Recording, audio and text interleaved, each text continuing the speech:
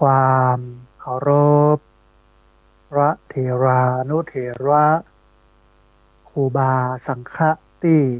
เคารพอย่างสูงทุกรูปเจริญสุขสวัสดีสาธุชนท่านผู้ฟังทุกคนทุกท่านสำหรับสาธุชนท่านผู้ฟังที่เกียรติรับฟังรายการธรรมาภิวัตน์อันเป็นรายการวิทยุเพื่อการเผยแผ่พระพุทธศาสนา ส่งเสริมการศึกษาและพัฒนาสังคมรายการนี้รับผิดชอบโดยอาตมาภาพพระสาธิตธีระปัญโยประธานมูลนิธิธีระปัญโยตั้งอยู่ณที่พักสงฆ์สถาบันธรรมาภิวัตน์บ้านศพเตินตำบลศพปาดอำเภอแม่เมาะจังหวัดลำปางรายการนี้ออกอากาศทุกวันอังคารในเวลาตี 5ไปจนถึง7 โมงเมื่อเช้าผ่านทางสถานีวิทยุในเครือข่ายสถานีวิทยุคลื่นสีขาวเพื่อชาวประชาซึ่งมีอยู่หลายคลื่นหลายสถานีหลายจังหวัดออกอากาศผ่านทาง Facebook ไลฟ์ซึ่งเป็นไลฟ์สดของสถานีวิทยุวัดป่ายหินบันทึกเทปเอาไปออกอากาศผ่านทางสถานีวิทยุเพื่อการศึกษาและพัฒนาอาชีพRadio Network FM 99.50 เมกะเฮิรตซ์ของวิทยาลัยเทคนิคกฟผแม่เมาะทุกวันศุกร์ตั้งแต่เวลา8 โมงเมื่อเช้าเป็นต้นไปหรือว่าทุกวันเสาร์รวมไปจนถึงบันทึกเทปเอาไปออกผ่านทางเพจของมูลนิธิธีระปัญโยซึ่งช่องทางสุดท้ายต่างหลังนี้ท่านผู้ฟังสามารถไปติดตามรับฟังย้อนหลังไปก๊อปปี้ลิงก์ไปคัดลอกลิงก์เอาไปส่งเอาไปแชร์ให้กับญาติธรรมทั้งหลายได้ยินได้ฟังกันได้แถมตัวท่านผู้ฟังวันนี้เฮาปะกันในบรรยากาศหนาวแล้วก็หมอกหนาหมอกเยอะในช่วงฤดูหนาวนะฮะก็ผ่านพ้นช่วงฝนมาแต่ว่าพี่น้องที่อยู่ตามภาคกลางที่อยู่ตามภาคใต้ก็ยังได้รับผลกระทบจากพายุฝนแล้วก็ตะวันนี้ทางกรมอุตุนิยมวิทยาเพิ่นก็ประกาศพายุเข้าแหมลูกหนึ่งแล้วก็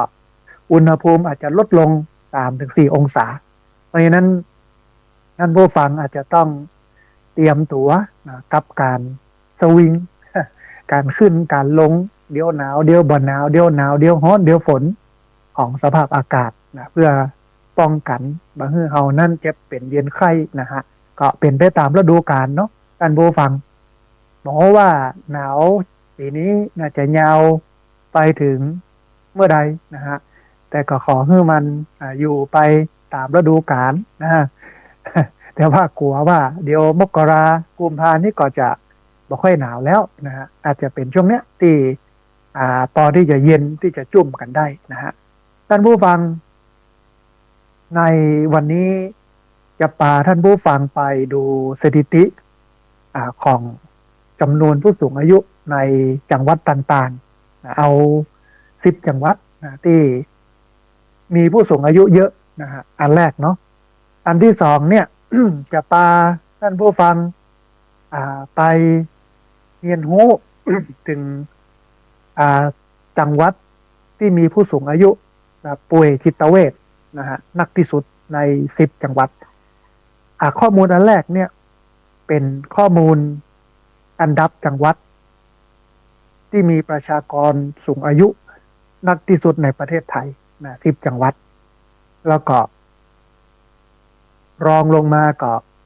เป็นข้อมูลผู้สูงอายุที่ป่วยจิตเวชนักที่สุดแล้วก็ท้ายที่สุดเป็นเทคนิคเป็นวิธีการในการที่จะทำให้เรานั้น มีอายุยืนโดยนายแพทย์ฮิเดกิวาดะนะครับซึ่งเป็นคนญี่ปุ่นวันนี้เราต้องยอมรับประเทศญี่ปุ่น ว่าเป็นประเทศที่มีผู้สูงอายุยืนยาวนะอาจจะเป็นเพราะว่าเปิ้นก้าวหน้าในด้านการแพทย์นะแต่ต้องยอมรับอย่างหนึ่งว่าเปิ้นมีเทคนิค ในการใส่ใจสุขภาพทำให้ผู้สูงอายุแข็งแรงนะถึง90 ปีขึ้นไปก็มีเยอะอันนี้ก็เป็นเทคนิคที่จะเอามาฝากกับท่านผู้ฟังในรายการธรรมาภิวัตน์ในวันนี้นะฮะแต่ก่อนที่จะไปอู้สองสามประเด็นที่จะอู้ให้ท่านผู้ฟังทั้งหลายได้ฟังในรายการตอนเช้าวันนี้นะมีข่าวบุญข่าวกุศลมาท่านผู้ฟังได้ร่วมอนุโมทนากันก่อนนะฮะคือในช่วงเดือนธันวาคมเนี่ยในท้ายปีเดือนธันวาก็คือวันที่31ธันวายาวไปจนถึงวันที่1 มกรานะฮะก็จะเป็นนั้นช่วงส่งท้ายปีท่านผู้ฟังส่งท้ายปีเก่าต้อนรับปีใหม่นะฮะในช่วง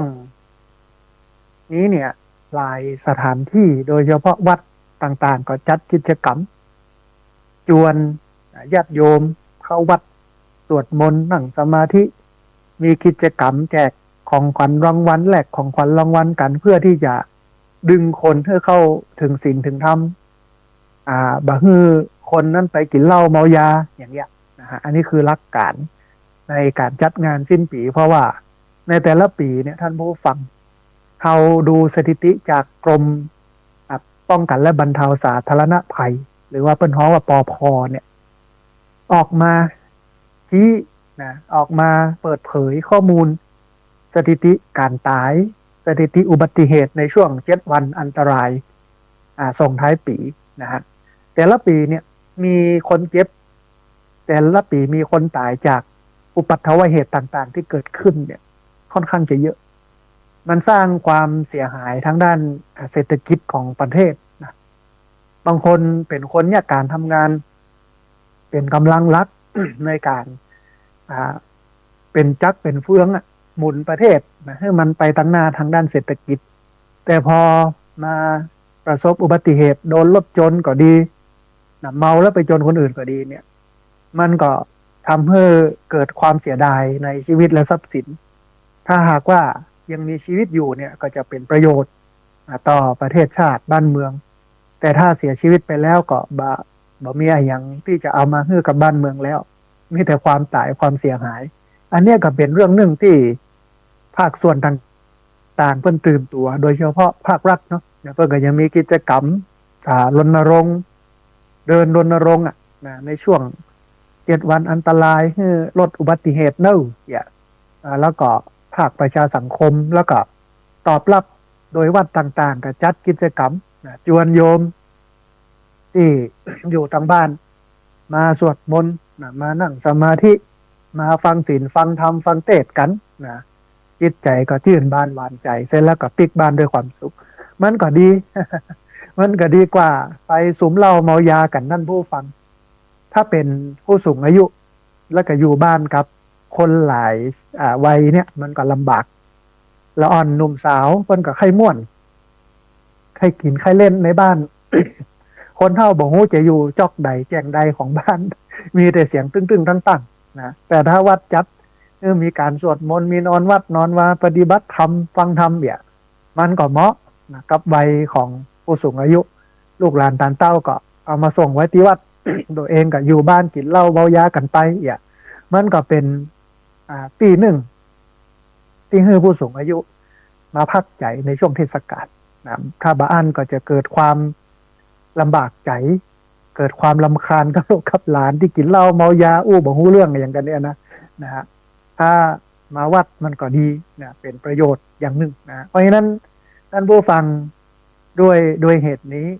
มูลนิธิธีระปัญโยก็ได้ร่วมกันกับที่พักสงฆ์สถาบันธรรมาภิวัตน์และโรงเรียนผู้สูงอายุตำบลศพปากเปิ้ลขอเชิญร่วมสวดมนต์ศึกษาและปฏิบัติธรรมเนื่องในโอกาสส่งท้ายปีเก่าต้อนรับปีใหม่ 2568ถึง2569นะระหว่างวันที่31ธันวาคมนะพุทธศักราช2568ถึงวันที่1มกราคมนะ2569ณที่พักสงฆ์สถาบันธรรมาภิวัตรบ้านศพเถินตำบลศพปาดอำเภอแม่เมาะจังหวัดลำปางวันที่31ธันวา2568กิจกรรมจะเริ่มตั้งแต่เวลา 19 นาฬิกา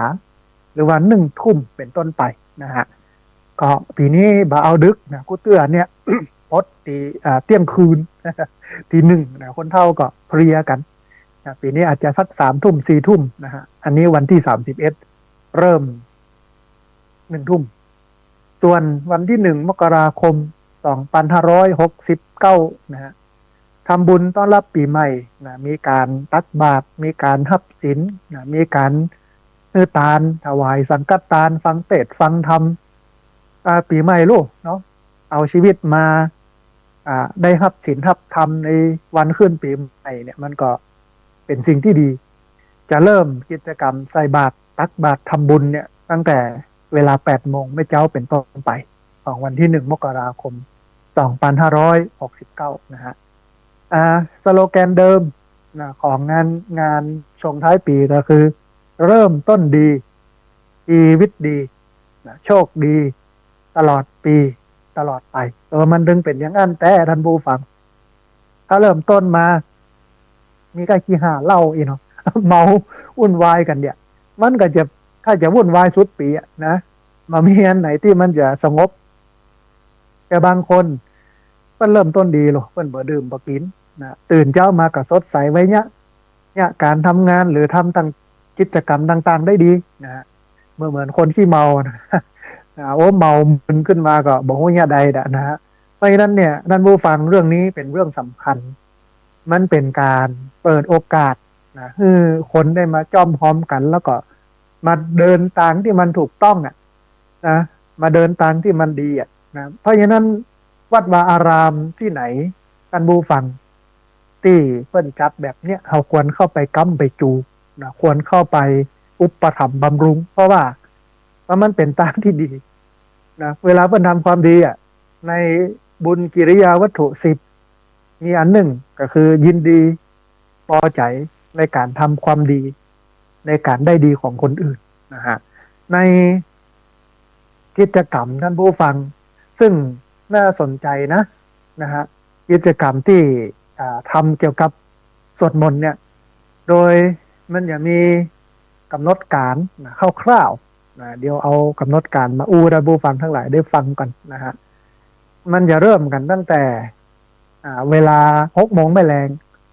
ถึง1 ทุ่มมีการลงทะเบียนเข้าร่วมงาน1 ทุ่มถึง1 ทุ่มครึ่งนะฮะประธานในพิธีฝ่ายคฤหัสถ์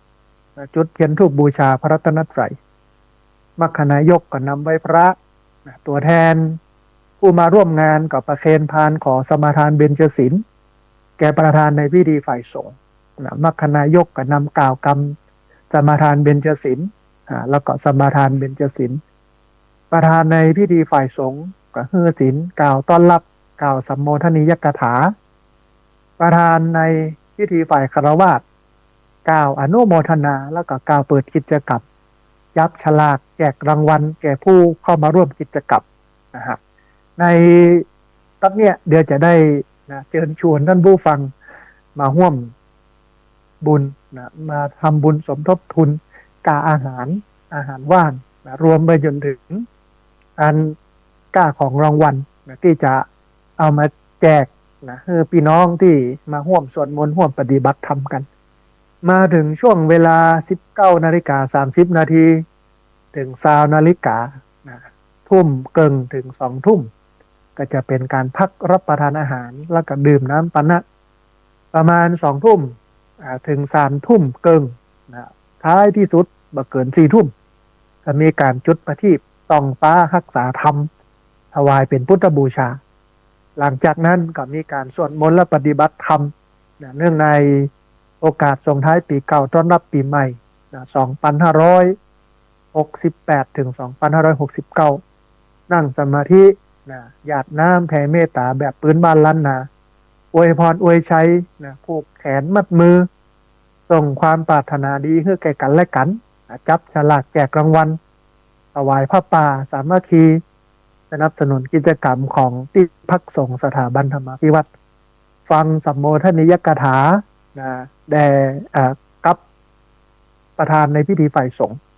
หลังจากนั้นก็ขับปอนนะมัคคณายกนำไหว้พระนะและกับพระสงฆ์เป็นอันเสร็จพิธีพักผ่อนนอนหลับกันเมื่อเจ้าวันที่1 มกราประมาณตี 5 ถึง 6 โมงแม่เจ้านะตื่นนอนแล้วก็ทำกิจธุระส่วนตัวสวดมนต์เจ้านะเวลา6 โมงถึง 7 โมงทำความสะอาดจัดเตรียมสถานที่ทำบุญตักบาตรตอนเจ้า7 โมงถึง 8 โมงนะรับประทานอาหารเจ้า8 โมงถึง 9 โมงแม่เจ้ามัคคณายกนำกล่าวกำใส่อาหารบิณฑบาตตักบาตรตอนเจ้าหลังจากนั้นประธานในพิธีฝ่ายคารวาสจุดเทียนธูปบูชาพระรัตนตรัยมัคคณายก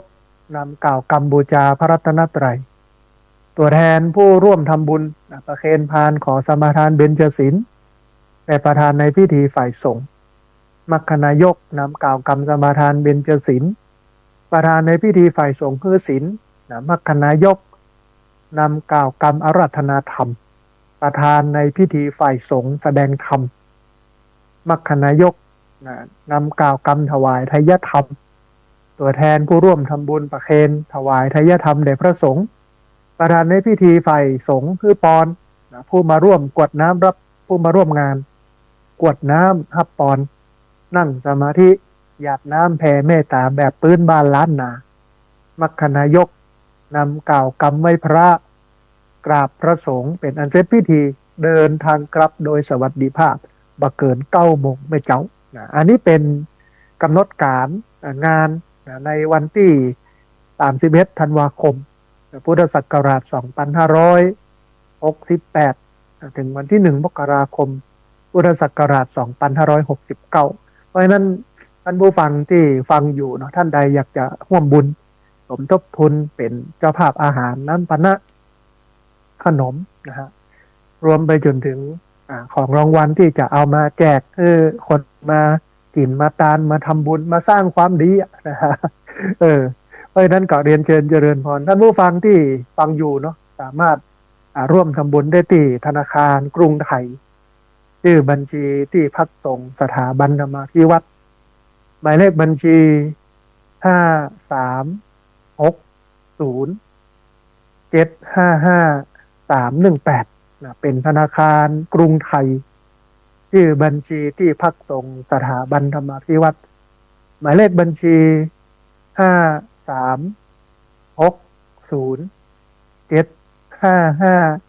318นะฮะอันนี้ก็เป็น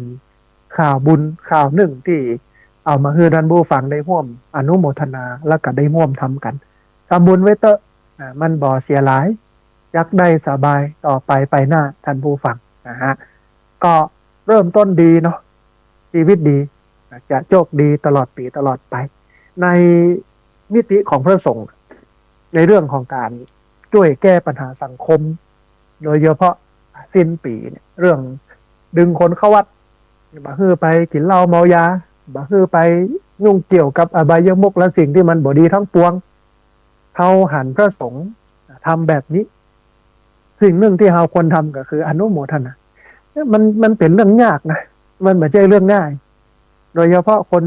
ยุคนี้สมัยนี้ถ้ามามีผลประโยชน์อะไรอย่างเลยเนี่ยมันก็บอกค่อยยะยังนะฮะแต่เพราะฉะนั้นเวลามันลุกขึ้นมาเนี่ยโอ้มันเป็นเรื่องที่ยิ่งใหญ่นะเพราะว่าบ่ได้ถามถึงเงินถึงท้องว่ามีบ่มีจัดบ่ปอที่จริงมันบ่พอนะมันไม่พอแต่ว่าต้องทำเพราะว่าต้องการเนื้อคนนั้นประสบสิ่งแต่สิ่งที่ดีงามบัปปะกับเหตุร้ายต่างๆอันเนี้ยเป็นเรื่องที่น่าอนุโมทนาแล้วก็น่าสนับสนุนเพราะฉะนั้นท่านใดที่จะร่วมทำบุญก็เจริญพรเนอะธนาคารกรุงไทยชื่อบัญชีที่พักสงฆ์สถาบันธรรมาภิวัตรหมายเลขบัญชี5360755 07555318นะฮะท่านผู้ฟังนะในช่วงเดือนธันวาคมนี้เวลาจัดรายการวิทยุก็จะเป็นเรื่องของการประชาสัมพันธ์ข่าวบุญโดยเฉพาะเรื่องของกิจกรรมการสวดมนต์และปฏิบัติธรรมข้ามปีนะไปตลอดเดือนธันวานะฮะแล้วก็เดียวเดือนมกราก็จะประกาศบอกกล่าวข่าวบุญที่ท่านผู้ฟังได้ร่วมทำบุญหัวลวดหนามที่เหลืออยู่ประมาณ7,050 บาทก็มาพร้อมกันหลังจากปีใหม่แล้วนะเพราะว่า ลวดหนามเสาปูนที่ลงฝั่งลงทำเนี่ยว่ามันเสี่ยงหลายเสี่ยงเสาปูนไปอยู่ที่ประมาณ181 ต้นไม่ใช่ธรรมดานะผู้ฟังคูณ130เข้าไปหรือว่าคูณ120เข้าไปมันก็ตกอยู่20,000น้อยๆเกือบ30,000นะรวมไปจนถึงลวดหนามซิปพดนะแล้วก็ก้าแห้งของญาติโยม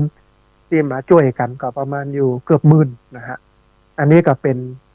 อันหนึ่งที่อยากจะให้ท่านผู้ฟังได้ร่วมทำแต่ว่าช่วงเนี้ยเอาเรื่องของส่งท้ายปีนี้ก่อนนะเอาของรางวัลเอาก้ากับเข้ามาเลี้ยงญาติโยมที่มาร่วมงานนะฮะท่านผู้ฟังตะกี้เกริ่นท่านผู้ฟังได้ติดตามรับฟังนะเกริ่นไว้เป็นเบื้องต้นเหมือนโฆษณาขายหนังเหมือนกันนะ เหมือนโฆษณาขายหนังนะฮะคือตะกี้เนี่ยได้อู้ถึงเรื่อง10 อันดับจังหวัดที่มีผู้สูงอายุนักที่สุดแล้วก็น้อยที่สุดในประเทศไทยปี2567นะฮะแล้วก็ได้อู้ถึงจังหวัดที่มีผู้สูงอายุมีสถิติป่วยจิตเวชสูงที่สุดและท้ายที่สุดเนี่ยเป็นการแนะนำข้อแนะนำของคนที่มีประสบการณ์ของคนที่ต้นท้องว่าอายุ70 ปีขึ้นไปถ้าก็อยู่ยาวไปจนถึง90 ปีเป็นเทคนิควิธีการในการใช้ชีวิตนะซึ่ง3เรื่องเนี้ยน่าสนใจกับผู้สูงวัยทั้งนั้นเพราะนั้นติดตามรับฟังนะเปิดหู บ่มอยู่ในที่นอน ฟังวิทยุก่อนนะฮะท่านผู้ฟัง10 อันดับจังหวัดที่มีผู้สูงอายุนักที่สุดนะฮะองค์การสหประชาชาติเนี่ยเปิดได้คือนิยามคำว่าผู้สูงอายุคือประชากรที่มีอายุมากกว่า60 ปีขึ้นไปอันนี้คือผู้สูงอายุหมายความว่าคนที่มีอายุ60 ปีขึ้นไปเนี่ยเป็นผู้สูงอายุนะสังคมผู้สูงอายุเนี่ยมันสามารถแบ่งได้เป็น3 ระดับนะสามระดับระดับแรกเป็นระดับเริ่มต้นนะการก้าวเข้าสู่สังคมผู้สูงอายุอันนี้เป็นอันดับแรกเลยการมีประชากรในประเทศอายุ60 ปีขึ้นไปนะนักกว่า10%ของประชากรทั้งประเทศหรือว่ามีประชากรอายุตั้งแต่60 ปีเกิน7%ของประชากรทั้งประเทศถ้าสถานการณ์แบบนี้เกิดขึ้นเนี่ยแสดงว่าประเทศนั้นก้าวเข้าสู่สังคมผู้สูงอายุเป็นอันดับแรกเลยอันดับ2สังคมผู้สูงอายุโดยสมบูรณ์คือเมื่อประชากรอายุ60 ปีขึ้นไปเพิ่มขึ้นเป็น20%หรือว่า20%หรือว่าประชากรอายุ65 ปีเพิ่มเป็น14%ของประชากรทั้งหมดนะฮะแล้วก็สุดท้ายสังคมผู้สูงอายุระดับสุดยอดอันนี้สมบูรณ์ที่สุดละนะฮะสังคมผู้สูงอายุระดับสุดยอดเนี่ยคือสังคมที่มีประชากรอายุ65 ปีขึ้นไปมากกว่า20%ของประชากรทั้งหมดนะท่านผู้ฟังองค์การอนามัยโลกเพิ่นคาดการณ์ว่า ในปีพุทธศักราช2593 2593นะฮะจำนวนประชากรผู้สูงอายุทั่วโลกมีอายุ65 ปีขึ้นไปเนี่ยจะเพิ่มสัดส่วนเป็นเท่าตัวนะเป็น 2,000 ล้านคนหรือว่า2%กล่าวโดยสรุปก็คือว่า1 ใน 5ของประชากรโลกจะมีอายุตั้งแต่65 ปีขึ้นไปในประเทศไทยในปี2567กับปีก่อนเนี่ยมีผู้สูงอายุ60 ปีขึ้นไปในจำนวน14ล้าน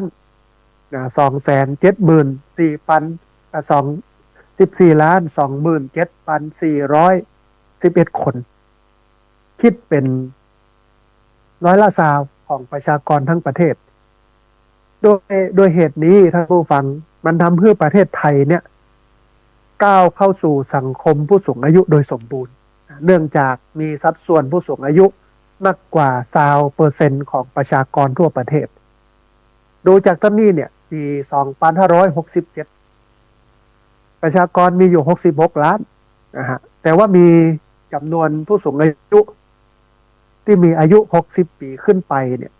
นักถึง14ล้านแฮม4ล้านก็จะแฮม6ล้านก็จะครบ15ล้านแล้วนะมันเกิน20%แสดงว่าณวันนี้ประเทศไทยก้าวเข้าสู่สังคมผู้สูงอายุอย่างสมบูรณ์นะมันก็เป็นเรื่องที่จะต้องคิดต่อว่าเราจะเนี่ยอย่างไรคือสภาพสังคมสภาพสิ่งแวดล้อมมันเกื้อต่อการคือผู้สูงอายุได้อยู่อาศัยในบั้นปลายชีวิตที่มันเปราะบางก็คือมันบ่แข็งแรงเหมือนตะกอนแล้วลูกมันจะเนี่ยอย่างมันจะเดินจะเหินมันจะเหมือนมาเก้าบัลลังก์เนี่ยมันก็ยากนะฮะทีนี้ท่านผู้ฟังมันเป็นโจทย์ที่จะต้องช่วยกันกึศนะเป็นโจทย์ที่จะต้องไปกระตุ้นให้หน่วยงานรัฐโดยเฉพาะระดับท้องถิ่นอย่างเช่นอบต.ในช่วงนี้ก็เป็นช่วงที่เปิ้ลจะเลือกนายกองค์การบริหารส่วนตำบลเลือกสมาชิกสภาตำบลหรือว่าสอบต.นายกอบต.เขาก็สามารถนะครับคนที่มาหาเสียงกับเขาได้ว่าขอให้ท่านนายกนะเพื่อนเป็นผู้สมัครกันนะเอาก็คือพรเพื่อนก่อนถ้าใครมาก็ว่านายกบดนะฮะคือมาดูแลผู้สูงอายุจัดสรรงบประมาณมาดูแลเรื่องสุขภาพเรื่องป้องกันโรคซึมเศร้าเรื่องโน้นเรื่องนี้ใส่ใจเรื่องเศรษฐกิจด้วยนะเพราะว่าผู้สูงอายุในชนบทมันก็จำเป็นต้องกินต้องใจต้องเคลื่อนด้วยเงินนะอันเนี้ยทางอบต.ซึ่งวันนี้เนี่ยเพื่อนก็พยายามจะหาเสียงเพราะว่าตะวันนี่เป็นวันสมัครวันแรกนะฮะหลายคนที่สมัครนายกหลายคนที่สมัครสมาชิกก็ได้เบอร์ได้เลขไปแล้วนะฮะหลังจากนี้ไปก็จะได้ประกาศติดป้ายหาเสียงกันก็จะได้ยินเครื่องเสียงมานะท่านผู้ฟังในช่วงนี้เป็นเสียงงาน เชิญชวนไปเลือกตั้งพ่องเป็นเสียงเชิญไปเลือกเบอร์นายกอบต.นู่นนี่นั่นอย่างเงี้ยนะฮะเขาก็สามารถฝากฝังได้ในตอนนี้ในช่วงนี้ก่อนที่เปิ้ลจะเปลี่ยนถ้าเปิ้ลได้เป็นแล้วเขาก็ไปทวงแถมคำว่าเนี่ยไหนว่าจะดูแลคุณภาพชีวิตของผู้สูงอายุให้มันดีขึ้นเขาก็ไปทวงไปถามคือเปิ้ลเนี่ยตามนโยบายที่เปิ้ลนำเสนอทีนี้ท่านผู้ฟังมันมี10 อันดับจังหวัดที่มีประชากรสูงอายุมากที่สุดในประเทศไทยแต่ว่ามันเป็นข้อมูลในปี2567นะฮะไม่ใช่ข้อมูลในปี2568แต่ว่ามันก็ใกล้เคียงกันอาจจะมีตัวเลข เพิ่มลดเล็กน้อยนะฮะที่จะเพื่อเราได้สังเกตว่าปริมาณผู้สูงอายุเนี่ยมันเพิ่มขึ้นเว้ยมันลดลงเว้ย ประมาณเท่าใดประมาณอย่างใดอย่างเงี้ยนะฮะทีนี้ท่านผู้ฟังในปี2567นี้เนี่ยมันมีจังหวัดที่มีผู้สูงอายุนักที่สุดน่าสนใจมากอันดับแรกเนี่ยคือจังหวัดกรุงเทพมหานครเป็นจังหวัดที่มีผู้สูงอายุนักที่สุดในประเทศในกรุงเทพเนี่ยมีประมาณ1,456,740 คนรองลงมาก็เป็นนครราชสีมา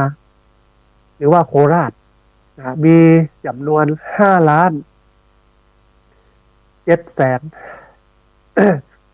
ขออภัย575,128 คนอันดับ3เป็นจังหวัดเชียงใหม่ไม่ใช่ธรรมดาเชียงใหม่ได้อยู่ในท็อป 10นะฮะเป็นอันดับที่3นะพี่น้องเชียงใหม่นะมีประชากรผู้สูงอายุอยู่ที่จำนวน4,510,000ขออภัย451,761 คนรองลงมาก็เป็นจังหวัดอุบลราชธานีมีอยู่จำนวน4,1,029 คนนะฮะรองลงมาก็เป็นจังหวัดขอนแก่น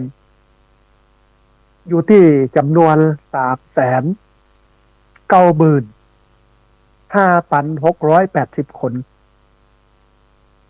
รองลงมาก็เป็นสมุทรปราการ386,458 คนรองลงมาอันดับที่7เป็นจังหวัดชลบุรี317,126 คน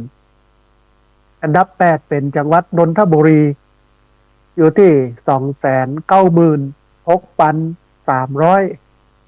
296,396 คนอันดับที่9จังหวัดเชียงรายนะพี่น้องเชียงราย พี่น้องเชียงรายตอนนี้มีผู้สูงอายุอยู่ที่294,813 คนและอันดับสุดท้ายนะอันดับ10จังหวัดสงขลามีอยู่จำนวน290,261 รายอันเนี้ยคือท็อป 10อันดับจังหวัดที่มีประชากรสูงอายุนักที่สุดลำปางนะพี่น้องลำปางบอกว่าในสมัยตะก่อนเป็นละจังหวัดที่มีผู้สูงอายุนักที่สุดแต่ตอนเนี้ยตกอันดับไปแล้วนะทีนี้ในคณะที่10อันดับจังหวัดที่มีประชากรสูงอายุนักที่สุดที่ว่ามาตะกี้นะครับก็จะหารได้อยู่จำนวน10อันดับทีนี้มันมีข้อมูลแห่งอันหนึ่งที่อู้เรื่องของ10จังหวัดนะมีผู้สูงอายุป่วยจิตเวชสูงที่สุดที่จริงเรื่องเนี้ยมันเป็นเรื่องที่ท้องถิ่นแล้วก็หน่วยงานที่เกี่ยวข้องควรจะเข้าไปใส่ใจอย่าลืมว่าการเป็นจิตเวชของผู้สูงอายุเนี่ยมีความเสี่ยงต่อการที่จะฆ่าตัวตายนะฮะมันมีข้อเท็จจริงที่บัลปรากฏขึ้นมาในตำบลของอาตมาภาพเนี่ยในตำบลของอาตมาภาพเมื่อ8 ปีก่อนสถิติ การฆ่าตัวตายของคนในตำบลที่สูงมากแล้วก็มันจะเวทหรือว่านักไปที่ผู้สูงอายุคือผู้สูงอายุเนี่ยฆ่าตัวตายเยอะเมื่อ8 ปีก่อนหมอผู้อำนวยการโรงพยาบาลส่งเสริมสุขภาพตำบลศพปาดกับปลัดอดีตปลัดองค์การบริหารส่วนตำบลศพปาดเพิ่นก็อู้กันเสร็จแล้วก็มาหาเพิ่นก็บอกว่าอาจารย์อย่างนี้อย่างใดตอนนี้มีคนฆ่าตัวตายหนักมากนะฮะโดยเฉพาะตำบลเฮาผู้สูงอายุได้ฆ่าตัวตายอาตมาภาพก็บอกว่าสาเหตุของ การฆ่าตัวตายของผู้สูงอายุอยู่ที่ไหนรู้หรือยังนะมีข้อมูลหรือไม่เนาะเพิ่นก็บอกว่ามีมาจากโรคซึมเศร้ามาจากการเป็นโรคซึมเศร้าอาตมาภาพก็ถามลึกไปแหมว่าแล้วเหตุใดถึงเป็นโรคซึมเศร้าเพิ่นก็เล่าให้ฟังว่าก็แจ้งบ่แจ้งเนี่ยลูกก็ออกไปราชการหลานก็ออกไปโรงเรียนคนหนุ่มสาวออกไปให้หมดนะฮะเหลือแต่คนเฒ่าบ่ฮู้เนี่ยใดนะง่อมนะครับแมลงลูกหลานปิกมาเขามีโรคของเขาเขามีเจนมีช่วงวัยอายุของเขามันก็แตกต่างกับโรคของผู้สูงอายุมาเหมือนกันเลยนะฮะทีนี้เมื่อเป็นอย่างนั้นเนี่ย มันก็เลยทำให้บ่ได้อู้กันมันก็เลยทำให้บ่ผูกพันนะดูเหมือนว่าบ่ค่อยผูกพันบ่ค่อยปะค่อยเจอกันอย่ากินข้าวคนละเวลาพ่องอย่างพ่องนี่นะมันก็เลยทำให้คนเฒ่าเนี่ยกลายเป็นโรคซึมเศร้าล่าตามล่าเนี่ยจากโรคซึมเศร้าก็เป็นโรคฆ่าตัวตายนะจากการเป็นโรคซึมเศร้าเพราะฉะนั้นเรื่องนี้เป็นเรื่องสำคัญเขาก็มานั่งคิดกันเนาะว่าเอ๊ะจะแก้ปัญหาเหล่านี้อย่างไรก็เลยตัดสินใจนะว่ามันจำเป็นต้องดึงผู้สูงอายุออกมาจอมกันและทำกิจกรรมในเชิงสร้างสรรค์มาปะมาปบกันกินข้าวด้วยกันโอ้ด้วยกันทำกิจกรรมร่วมกันอีกอะตอนนั้นกึดบักเนี้ยเพื่อมาเพื่อเป็นโรคซึมเศร้านะฮะก็ได้รวมผู้สูงอายุทั้งตำบลเนาะตัวแทนหมู่บ้านละ5 คน10 คน2 คน3 คนแล้วแต่เปิ้นกันมาเพราะว่าบังคับนะฮะในการมาเป็นนักเรียนโรงเรียนผู้สูงอายุในปี2560ก็เริ่มเรียนนะฮะในเดือนมกราคมปี2560เริ่มเรียนหนังสือแต่ว่าไม่ใช่มาเรียนเหมือนเรานักเรียนเรียนกอไก่ขอไข่ A B C D อย่างงูนี้นะมันก็เป็นมิติของผู้สูงอายุอะเรื่องศิลปะวัฒนธรรมแล้วก็ความรู้ในยุคสมัยนั้นเนาะคือหน่วยงานต่างๆมาบรรยายอย่างเช่นวันพรุ่งนี้เนี่ยวันอังคารวันพุธนะฮะก็เป็นการเรียนของนักเรียนโรงเรียนผู้สูงอายุตำบลศพปาดแถมวันนึงนะวันพรุ่งนี้เดือนละ2 เตื้อดูเรียนอยู่ประมาณ10 เดือนนะเอาตั้งแต่มกราเป็นต้นไปจนถึงธันวาหยุดเรียนอยู่2 เดือนก็คือเดือนมีนาเมษาที่เหลือ10 เดือนเรียนหมดนะฮะก็20 ครั้งต่อปีอะเดือนละ2 เตื้อมาปะกันเอาไปเอามากลายเป็นว่าผู้สูงอายุจาก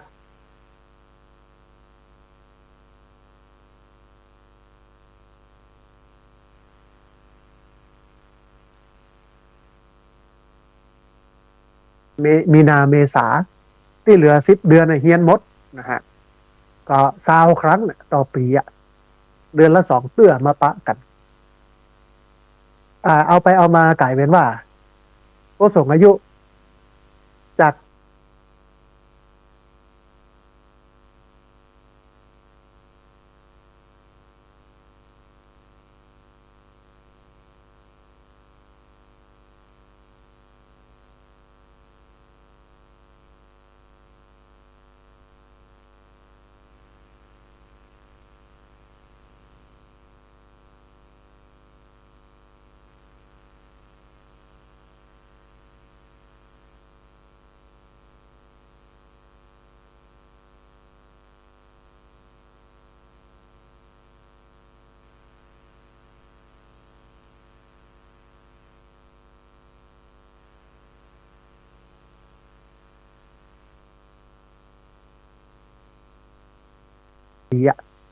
เดือนละ2 เตื้อมาปะกันเอาไปเอามากลายเป็นว่าผู้สูงอายุจากไทยนะฮะมันก็เป็นเพียงแต่โครงการมันบ่พอโอ้ตั้งแต่ปี2560นะมาจนถึงปี2568จะก้าวเข้าสู่ปี2569เนี่ยอาตมาภาพต้องดูแลก้าอาหารนะให้กับนักเรียนโรงเรียนผู้สูงอายุนะเดือนหนึ่งก็ประมาณ 60,000กว่าบาท6,000กว่าบาทนะมื้อละ3,000อันนี้น้อยที่สุดเลยนะเลี้ยงคน80 คน60 คนเนี่ยนะแต่ว่าโชคดีที่พักสงฆ์สถาบันธรรมาภิวัตน์เนี่ยมีสวนเกษตรปลูกพักไม้เยอะนะฮะมีถั่วแตงตอนนี้เป็นพักฤดูหนาวบรอกโคลีกระดำดอกกระลำปีอย่างพวกเนี้ยนะฮะเอาหมดเนี้ยมาเนี่ยกับข้าวเลี้ยงผู้สูงอายุ มันก็เลยประหยัดแล้วก็เป็นสิ่งที่ผู้สูงอายุชอบมากกับน้ำพริกผักนึ่งเนี่ยนะอาหารเมืองเนี่ยนะแต่ถ้าเป็นอาหารในเชิงภาคกลางเนี่ยเพิ่นก็ไม่ค่อยกินกันนะฮะเนี่ยมันก็เลยทำให้เดินไปได้มูลนิธิธีระปัญโยก็เลยมารับผิดชอบกะอาหารแต่ละเดือนเดือนหนึ่งก็6,000นะฮะแล้วก็กล้าเดินทางเห็นนะที่นี่พิเศษเราไปฮับไปส่งเองเพราะว่าเขาเข้าใจว่าคนเฒ่าเนี่ยเปิ้นก็ลำบากนะในการเป็นอยู่นะมันเหมือนคนเฒ่าในเวียงเศรษฐกิจดีอ่ะ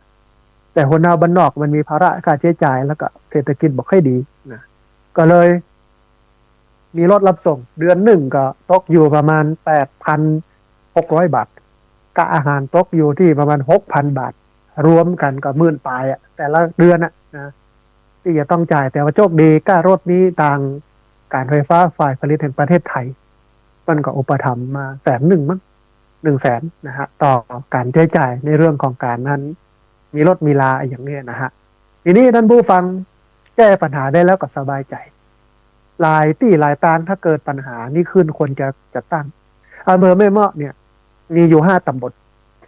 แต่ว่ามีโรงเรียนผู้สูงอายุแค่3 ตำบลมีตำบลแม่เมาะตำบลศพปาดที่อาตมาภาพอยู่นี้แล้วก็ตำบลนาซักนะตำบลจังเหนือตำบลบ้านดงยังมามีเตื้อนะแล้วก็ช่วงเนี้ยเป็นช่วงที่กำลังเขียนโครงการส่งสำนักงานพัฒนาสังคมและความมั่นคงของมนุษย์นะเปิ้นคือสถาบันธรรมาภิวัตน์ไปขึ้นทะเบียนเป็นองค์กรสาธารณประโยชน์สังกัดกระทรวงพัฒนาสังคมและความมั่นคงของมนุษย์นะฮะแต่วันนี้เช็คที่โยมคุณหมอซึ่งเป็นผู้เขียนโครงการเพิ่นก็บอกว่าใกล้แล้วเพิ่นจะส่งวันที่4เด้ออีนะแต่ว่านี่ก็แนะนำถึงเรื่องเอาคนเฒ่าทั้ง3 ตำบลเนี่ยมาปะกันแล้วก็มาแลกเปลี่ยนเรียนรู้กัน3 ตำบลเนี่ยนะทีนี้ก็ต้องรอวันที่4นะถ้าได้มันก็มีงบประมาณมาก้อนหนึ่งมันจะทำให้ผู้สูงอายุทั้ง3 ตำบลเนี่ยมาปะกันปะกันแล้วก็แลกเปลี่ยนเรียนรู้กันโน่นนี่นั่นอย่างเงี้ยนะมันก็เป็นสิ่งที่ดีนะฮะอันนี้ก็เป็นเรื่องที่สำคัญมันก็เลยทำให้คุณภาพชีวิตผู้สูงอายุดีขึ้นโรงเรียนผู้สูงอายุนี่สำคัญมากเลยนะมันทำให้ผู้สูงอายุสบายใจมันทำให้ผู้สูงอายุได้เกิดองค์ความรู้หลายเรื่องอย่างวิทยากรมาบรรยายเนี่ยวันพรุ่งนี้ตอนบ่ายของโรงเรียนผู้สูงอายุตำบลศพปาดเนี่ยก็จะมีพลังงานจากวัดนะซึ่งเปิ้ลก็มีเครื่องมือเทคนิคอย่างเยอะเรื่องการประหยัดพลังงานนะเรื่องการใช้อุปกรณ์อย่างต่างๆเพื่อมันถูกต้องหลอดโฟมหลอดไฟสายไฟโน่นนี่นั่นเนี่ยวันก่อนก็ยุติธรรมจังหวัดมาอู้ถึงเรื่องของกฎหมายมาอู้ถึงเรื่องความยุติธรรมในมิติต่างๆวันก่อนก็หมอมาอู้เรื่องสุขภาพผู้สูงวัยวันก่อนก็พมจอย่างเงี้ยวันก่อนก็กศนอย่างคนเฒ่าก็เลยมีความรู้ในเรื่องสังคมที่มันเกิดขึ้นนะฮะก็เลยทำเพื่อเปิ้นทันยุคทันสมัยแต่ว่าวันนี้เนี่ยผู้สูงอายุเนี่ยถือว่าเป็นกลุ่มที่มันเปราะบางที่สุดนะในบรรดากลุ่มคนทั้งหลายสำนักงานกองทุนสนับสนุนการสร้างเสริมสุขภาพหรือที่ฮ้องกันย่อๆว่าสสสเพิ่นได้ศึกษาพื้นที่เปราะบางต่อผู้สูงอายุในด้านสุขภาพจิตเปิ้นปะว่าจังหวัดที่มีผู้สูงอายุป่วยสุขภาพจิตหรือว่าเป็นจิตเวชสูงสุด10 อันดับนะเราลองมาดูว่า ผู้สูงอายุนะป่วยจิตเวชนะ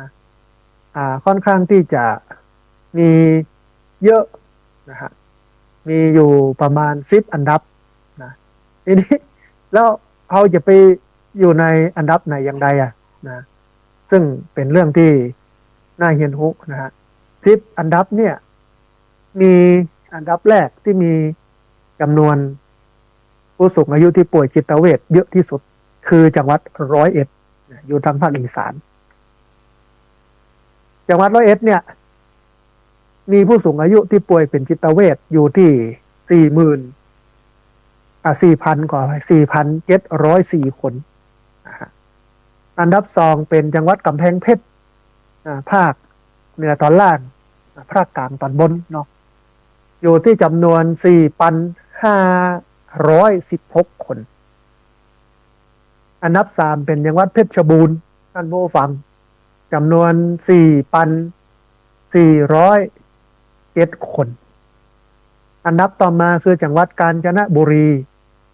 4,322 คนอันดับ5เป็นจังหวัดกาฬสินธุ์อยู่ที่จำนวน3,741 คนอันดับ6มีภาคเหนืออยู่จังหวัดเดียวอันดับ6เนี่ยเป็นจังหวัดที่อยู่ในภาคเหนือของเขานะจังหวัดที่มีผู้สูงอายุมีสถิติการเป็นโรคซึมเศร้าหรือว่าป่วยจิตเวชอยู่ที่จังหวัดแพร่เป็นอันดับ6อยู่ที่จำนวน3,619 คนมีจังหวัดเดียวภาคเหนืออันดับ7จังหวัดสมุทรสงครามอยู่ที่จำนวน2,935 คนรองลงมาอันดับที่8จังหวัดยโสธรอยู่ที่จำนวน2,118 คนอันดับ9นะจังหวัดอ่างทองอยู่ที่จำนวน2,047 คนและจังหวัดสุดท้ายคือจังหวัดหนองบัวลำพูอยู่ที่จำนวน1,136 คนในตั้งนี้บ่มีภาคใต้ พี่น้องภาคใต้ได้ถือว่าโชคดีนะที่มาอยู่ในท็อป 10 ของผู้สูงอายุที่มีการเป็นผู้สูงอายุป่วยจิตเวชแต่อันดับ1เนี่ยคือจังหวัด101เนี่ยนักนะฮะแต่มันยังมีภาคเหนืออยู่จังหวัดหนึ่งก็คือจังหวัดแพร่อยู่ในอันดับที่6นะในการมีผู้สูงอายุป่วยเป็นโรคจิตเวชนะฮะอันนี้เป็นเรื่องที่น่าสนใจเป็นข้อมูลที่ดีที่คนในพื้นที่นะสามารถเอามาอ้างอิงได้นะรวมไปจนถึงเอามาเป็นสาเหตุของปัญหานำไปสู่การออกโครงการต่างๆเพื่อแก้ปัญหาผู้สูงอายุป่วยจิตเวชนะฮะมันก็เป็นจุดเริ่มต้นนะของเงินการป่วยจิตเวชเริ่มต้นอะไรอย่างเริ่มต้นไปสู่การคิดฆ่าตัวตายแต่ถ้าเราสามารถลดการป่วยจิตเวชลงได้เนี่ยสถิติการฆ่าตัวตายก็จะลดลงเพราะฉะนั้นการที่เอาผู้สูงอายุมาจ้อมหอมกันแล้วมาทำกิจกรรมร่วมกันบ่อยๆมันก็จะทำให้เพิ่นมีความสุขกับการมีชีวิตอยู่บั้นปลายชีวิตในวัยไม้ไกลฝั่งในวัยตะวันตกดินนะฮะมันก็บ่มีอย่างนักกับความสุขเหล่านี้แล้วได้ปะเปื้อนปะฝงได้กินได้แอวแล้วก็โยนในศีลกินในธรรมคนเฒ่าอายุนักเนี่ยผู้สูงอายุเนี่ย60ขึ้นไปเนี่ยถ้าเนี่ยตัวเฮือดีนะหันหน้าเข้าวัดศึกษาธรรมะปฏิบัติธรรมะจะเป็นคนเฒ่าที่น่ารักมากดูพี่น้องที่ติดตามลามตัวกลุ่มของสถานีวิทยุคลื่นสีขาวเนี่ยเปิ้นกินเปิ้นตานที่ไหนกับป้ากันโลไปนะไปช่วยกำช่วยจูอ่ะแล้วมันน่าฮักนะมันก็ม่วนมันก็สุขใจไปกินไปตานเป็นหมู่เป็นจุ่มกันปะกันเอาหงตานมาแจกกันยังกันกินกันเดี๋ยวมันก็ม่วนนะจังหวัดนั้นจังหวัดนี้บึดไปตานเตียนเข้าพรรษานะบึดไปอันดำหัวปีใหม่ทุกเจ้าบึดไปตานนั่นตานนี้อ่ะมันก็ทำให้ความสุขของผู้สูงอายุมันเกิดขึ้นได้กับการได้มาจ้อมหอมกันแต่ว่ามันก็มีบางส่วนที่เข้ามาถึงตรงนี้มีหลายส่วนที่มาสนใจโลก ข้างนอกอะไรอย่างเลย เอาแต่เรื่องตกเอานะก็เลยล่าตามล่าก็เป็นโรคซึมเศร้าล่าตามล่าก็นำไปสู่การฆ่าตัวตายนะฮะทีนี้นั้นผู้ฟังเวลาพอที่จะมีเหลืออยู่นะมันมีเทคนิคนะมีข้อแนะนำอยู่ประมาณ26ข้อที่ทำให้คนผู้สูงอายุธรรมดาเนี่ยเป็นผู้สูงอายุที่มีอายุยืนนะณวันนี้เนี่ยอายุเฉลี่ยของคนอยู่ที่70 กว่าปีเนาะ70 ปีแต่ว่ามันสามารถขยายอายุได้และขยายสุขภาพได้ไปอยู่ถึง90 ปีแต่หลายคนก็บอกว่าถึงแม้จะอายุยืนแล้วมันป่วยติดเตียงเนี่ยมันก็ไม่อยากจะให้ยืน มันทรมานนะหลายคนเมืองเพิ่นฮ้องว่าทะลงวิบากนะได้รับกรรมอย่างเงี้ยนะแต่ว่าถ้าอายุยืนแล้วสุขภาพแข็งแรงตัวเนี่ยมันเหมือนสวรรค์ มันเป็นความพิเศษของคนท้ายที่สุดเนี่ยถึงแม้จะหาเงินหาทองอะไรอย่างนั้นก็ตามถ้าสุขภาพบดีมันก็มีความสุขแต่ถ้าสุขมีพอใจอีกนะจะว่าบ่มีก็ไม่ใช่นะมีพอได้ใจนะมันก็เป็นความสุขนะเหมือนสวรรค์บนดินนะฮะทีนี้ท่านผู้ฟังด็อกเตอร์นายแพทย์ฮิเดกิวาดะเพื่อแนะนำเพื่อผู้ที่มีอายุ70 ปีขึ้นไปนะมีพฤติกรรมประมาณ20 กว่าข้อเนี่ยมันจะทำให้อายุยืนนะอายุยาวเกิน90 ปีก็เป็นไปได้เป็นเทคนิคของคนญี่ปุ่นเขาลองมาพอเหรอนะเพื่อเขาจะอายุยืนนะส่วนคนที่ป่วยนะขยับอย่างแรกก็ขยับดิ้นไปนะฮะมันจะทำให้กล้ามเนื้อในส่วนนั้นแข็งแรงทีนี้คนญี่ปุ่นเปิ้นนำเสนอนะเปิ้นเป็นด็อกเตอร์เปิ้นเป็นนายแพทย์นะเปิ้นนำเสนอว่าถ้าเนี่ยประมาณ20 กว่าข้อเนี่ยสุขภาพจะแข็งแรงแน่นอนข้อแรกเลยเปิ้นบอกว่าเดินทุกวัน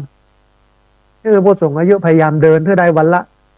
ไม่เกิน15 นาทีไม่น้อยขออภัยบ่น้อยกว่า15 นาทีเดินโดยที่ใช้เวลาบ่น้อยกว่า15 นาทีเดินทุกวันนะยกไม่เต้าก็ได้แต่ว่าต้องดูทางเดินบ่ฮื้อมันมื่นบ่ฮื้อมันจิ้งลำบากเป็นทางที่มันมีอะไรอย่างกีดขวางเดินสะดวกนะฮะอันนี้ต้องเดินผู้สูงอายุต้องเดินนะอย่างน้อย15 นาทีสองเมื่อนึกขึ้นได้เมื่อใดคือหายใจเข้าลึกๆหายใจออกยาวๆซึ่งพฤติกรรมนี้ มันจะทำให้ออกซิเจนไปเลี้ยงสมองได้ดีท่านผู้ฟังที่ฟังอยู่ลองพอหรอ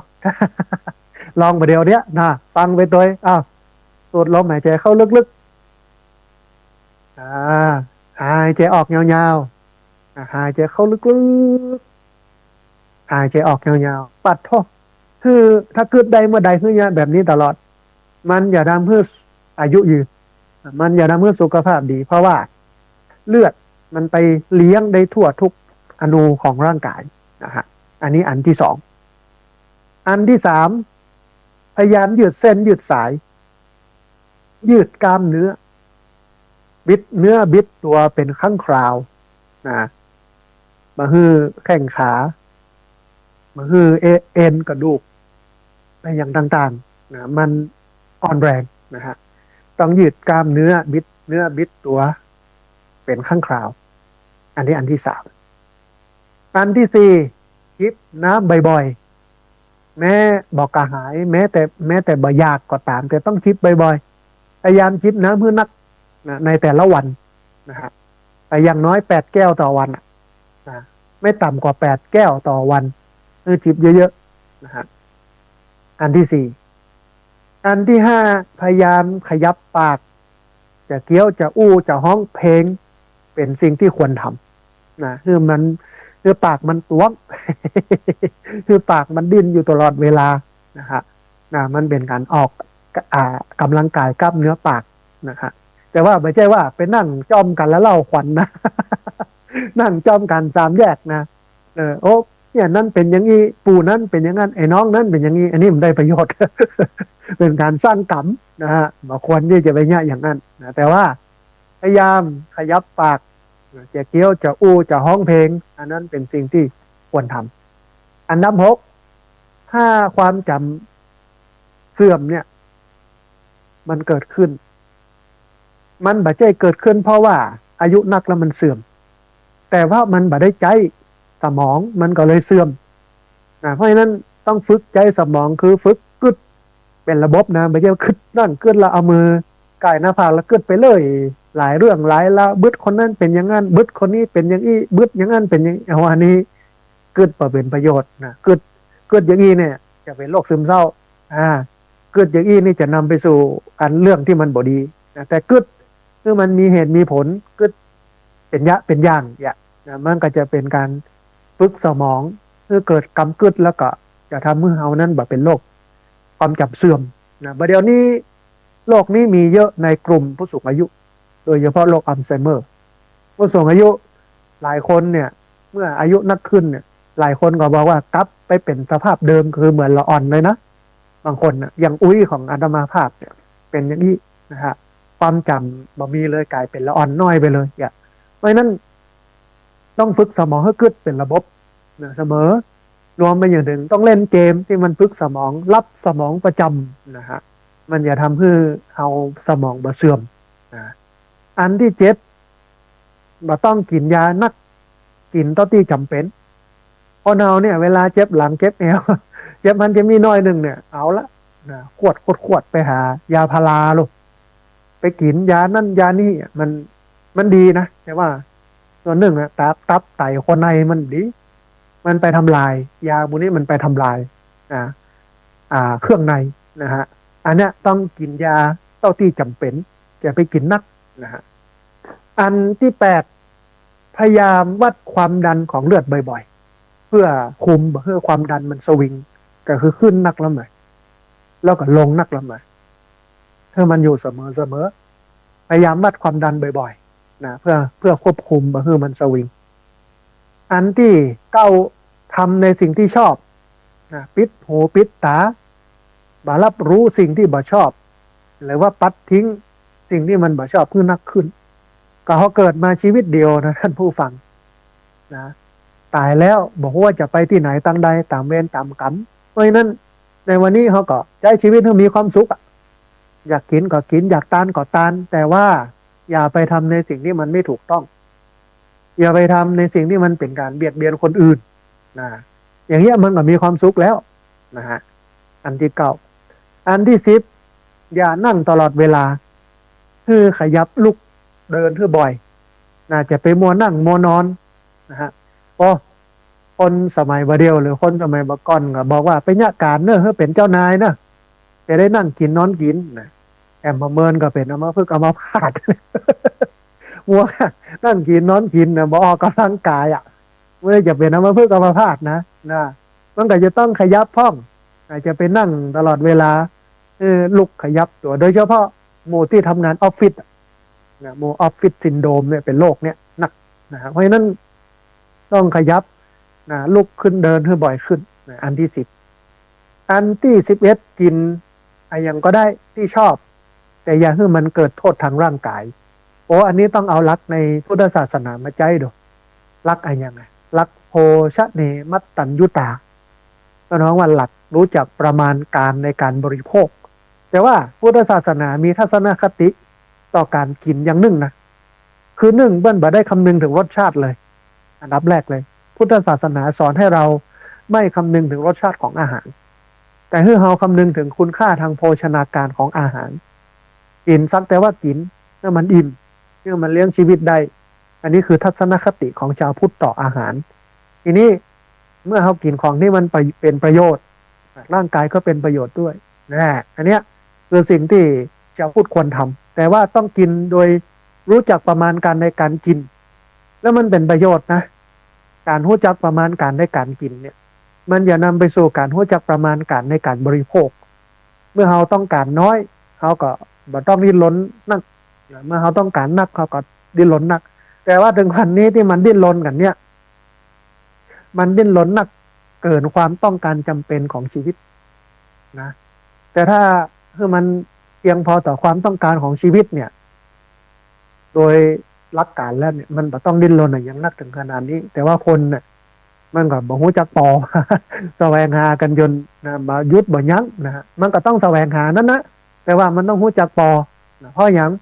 ความไม่พอใจจนเป็นคนเข็นพอแล้วเป็นเศรษฐีมหาศาลจนทั้งนอกจนทั้งในไม่ได้การจงริอ่านแก้จนเป็นคนพออันนี้ก็เป็นอันหนึ่งแต่จะฮื้อดีนะจะต้องกินอยู่อย่างต่ำแต่มุ่งกระทำอย่างสูงกินง่ายอยู่ง่ายแต่ไม่มักง่ายแต่เวลาเป็นวันนี่เฮามันกินอยู่อย่างเสียโดแต่เวลาญากการในเจ็ดเหงื่อพอบัตันนะ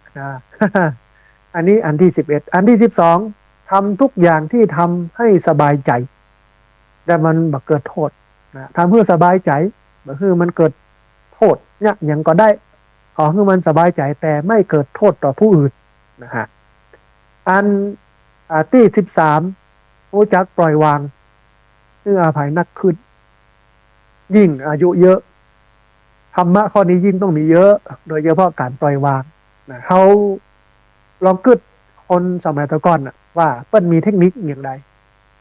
กำอู้กำหนึ่งของคนสมัยตะก่อนที่เขาอาจจะได้ยินมันหรือว่าจ้างมันเตอร์อย่างจ้างมันเตอร์นี่คือการปลดการปรงการปล่อยการวางได้ดีนะของคนบักเก่าท้ายที่สุดก็จ้างมันเตอร์อย่างว่าเดี๋ยวนี้มันมีกำอู้นี่นะ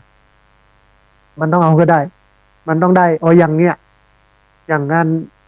อบตกะสอบตกันนายกที่จะเลือกกันเนี่ยนะก็ทบ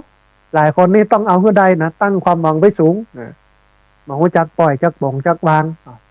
พอถ้าได้ถ้าบ่ได้ปุ๊บก็จะไปเสาะหาเรื่องร้องเรียนเพิ่นละเป็นทุจริตอย่างนี้อย่างงอนอย่างนั้นเนี่ยนะมันเรื่องยาวแต่ถ้ามันมีมูลจริงก็ต้องทำถ้ามันมีการทุจริตจริงมีการซื้อเสียงกันจริงอย่างเงี้ยนะจ่ายเงินจ่ายทองเพื่อการเก็บหลักฐานอย่างไว้นะมันก็เป็นจริงก็ต้องร้องเรียนนะแต่ว่าหลายคนน่ะบอกว่าการแล้วผ่าน การแล้วไม่ยอมคือปล่อยบ่เป็นปรงวางไม่ลงปรงไม่เป็นกันแล้วกันนะวางไม่ลงปรงไม่เป็นมันก็เลยทำให้เกิดปัญหานะฮะเพราะฉะนั้นเพื่อจะให้อายุยืนต้องฝึกปล่อยวางต้องฝึกคืออภัยนักขึ้นนะฮะอันที่14เป็นโรคอะไรอย่างโยกตามต้องเรียนรู้ที่จะอยู่กับมันจนคุ้นเคยจนคุ้นเคยนะรู้จักมันอันนี้จะเป็นข้อดีบ่ต้องหนีนะเพราะว่ามันเป็นสิ่งที่เกิดขึ้นกับเราแล้วต้องยอมรับมันแล้วก็อยู่กับมันนะฮะอันนี้คือโรคที่เกิดขึ้นอันที่15ต้องมองสิ่งรอบตัวในแง่บวกเข้าไว้อะไรยังก็เกิดแต่เป็นเรื่องที่ดีเป็นเรื่องที่มีประโยชน์นะฮะอันที่16ถ้าเผลอรับห้ามฝืนถ้ามันง่วงไปซ่อนนอน อายุทักแล้วอย่าไปฝืนมันถ้ามันง่วงก็รับไปเลยงีบไปเลยนะฮะจะให้มันสบายใจ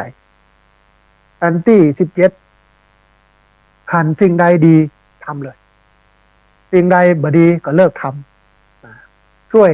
ใครได้ก็ช่วยนะฮะเนี่ยคือผู้สูงอายุที่มีคุณค่านะถ้าได้ข้อนี้คือข้อ17เนี่ยจะเป็นผู้สูงอายุที่สูงอายุยังมีคุณค่าเป็นคนชราก็ชราอย่างมีความสุขนะเพราะว่าอันสิ่งใดดีก็ทำเลยสิ่งใดบ่ดีก็เลิกทำนะช่วยใครได้ก็ช่วยเนี่ยนี่คือคุณค่าของผู้สูงอายุนะวันก่อนไปบรรยายกับผู้สูงอายุตำบลนาซักอาตมาภาพก็บอกว่าขอนบ่มีเฮ็ดเนี่ยคนบักใกล้นะเพราะนั้นขอนมีเฮ็ดของผู้สูงอายุก็คือ1ต้องมีทรัพย์สินถ้ามีทรัพย์สินเนี่ยผู้สูงอายุต้องมีความรู้ความรู้บ่ต้องรู้อย่างนักก็คือประสบการณ์ที่ผ่านมาความเปลี่ยนไปของบ้านเมืองยุคสมัยต่างๆคนสมัยใหม่ก็อยากให้รู้ว่าคนสมัยมาเก่าเป็นอยู่อย่างไรเป็นกินอย่างไรเป็นใช้ชีวิตอย่างไรอันนั้นเป็นประวัติศาสตร์เป็นองค์ความรู้ที่ผู้สูงอายุมีทุกคนแต่ว่ามันอยู่ที่ว่าใครจะเรียบเรียงและแสดงออกมาเป็นเรื่องราวที่น่าสนใจได้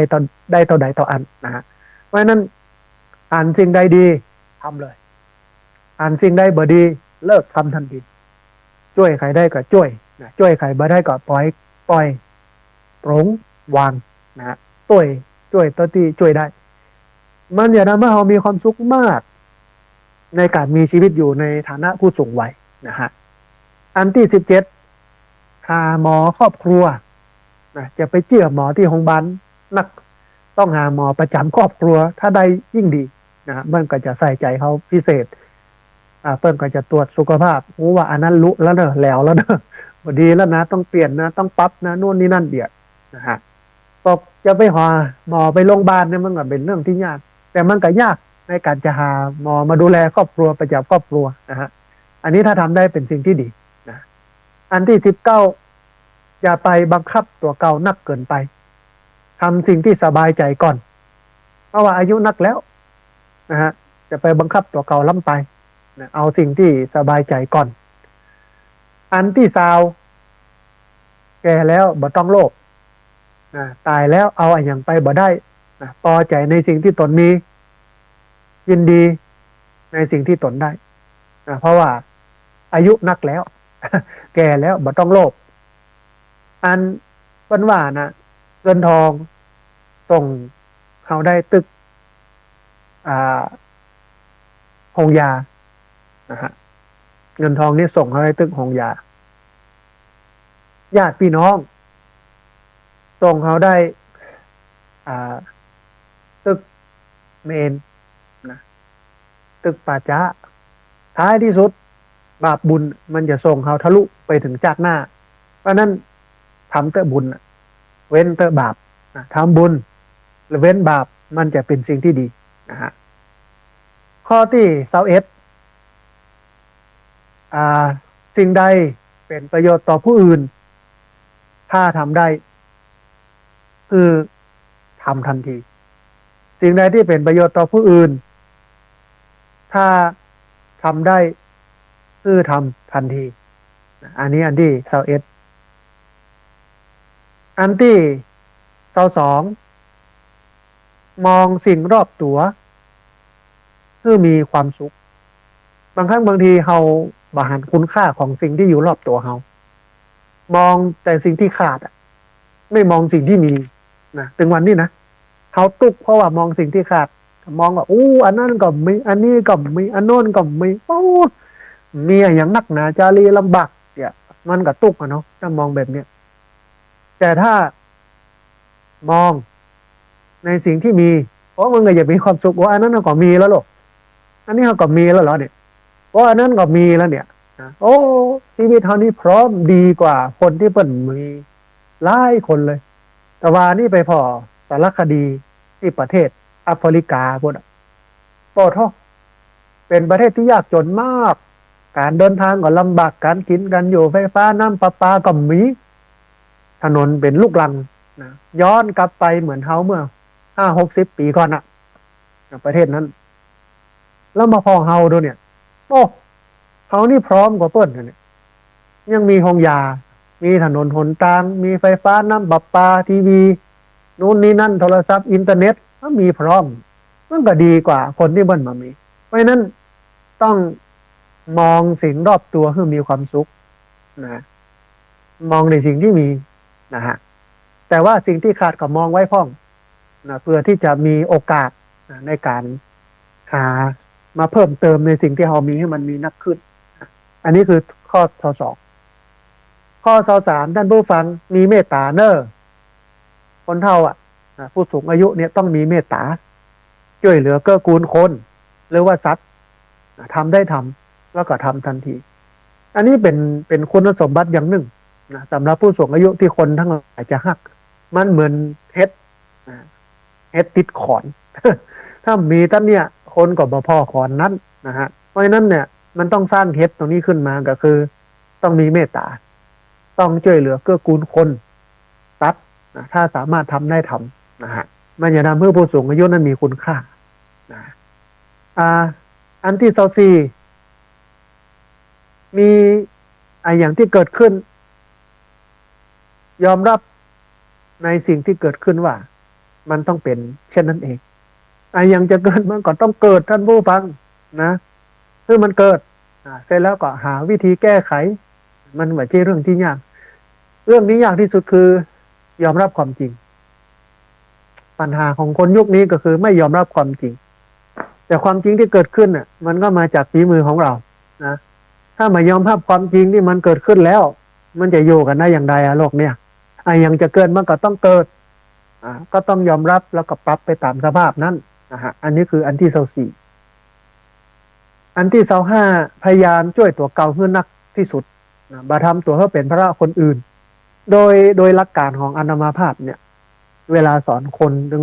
ดึงละเด็กละอ่อนดึงผู้สูงอายุดึงคนวัยทั้งหลายเนี่ยก็จะสอนเขาว่า1ต้องทำตัวเองให้เป็นที่พึ่ง2พึ่งตัวเอง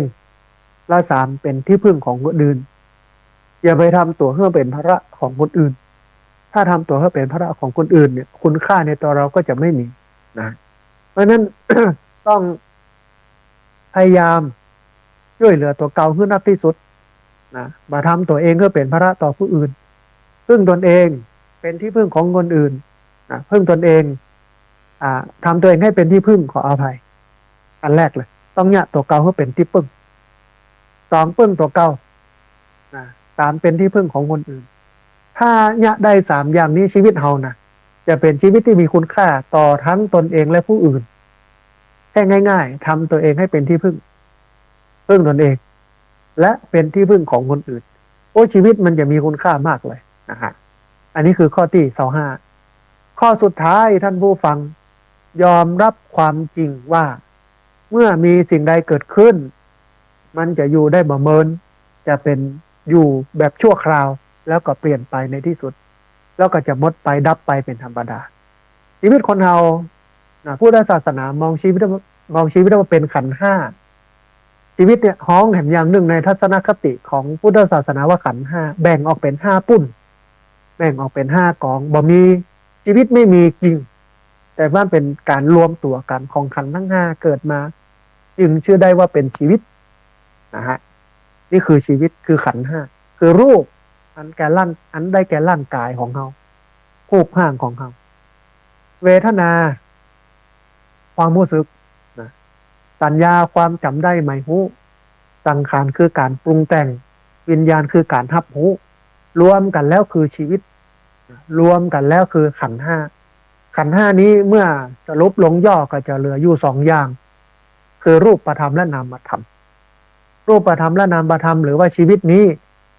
เมื่อขยายขึ้นมาก็จะออกเป็น5อย่างหรือขันธ์ห้าคือรูปร่างกายเวทนาความรู้สึกสัญญาความจำได้หมายรู้สังขารคือการนำรู้สังขารคือการปรุงแต่งขออภัยวิญญาณคือการรับรู้รวมทั้ง5นั้นเรียกว่าขันธ์ห้าหรือว่าชีวิตขันธ์ห้านี้ตกอยู่ในกฎของไตรลักษณ์ก็คือ1อนิจจังความบ่มั่นบ่เที่ยง2ทุกขังความทนอยู่ในสภาพเดิมได้ยาก3อนัตตาความบ่ใจตัวบ่ใจตนบ่สามารถที่จะบังคับบัญชาได้มันตกอยู่ในกฎนี้นะฮะมันเป็นเช่นนี้เพราะนั้นต้องยอมรับความจริงว่าสิ่งใดเมื่อเกิดขึ้นแล้วมันจะอยู่บ่เมินเนอร์เกิดขึ้นแล้วล้วนตั้งอยู่แล้วก็ดับไปทุกอย่างเป็นอย่างนี้เกิดขึ้นตั้งอยู่ดับไปเกิดขึ้นตั้งอยู่ดับไปทุกชีวิตเป็นเช่นนี้เพราะฉะนั้นเวลามันเกิดขึ้นเอาก็มองว่าเดี๋ยวมันก็ตั้งอยู่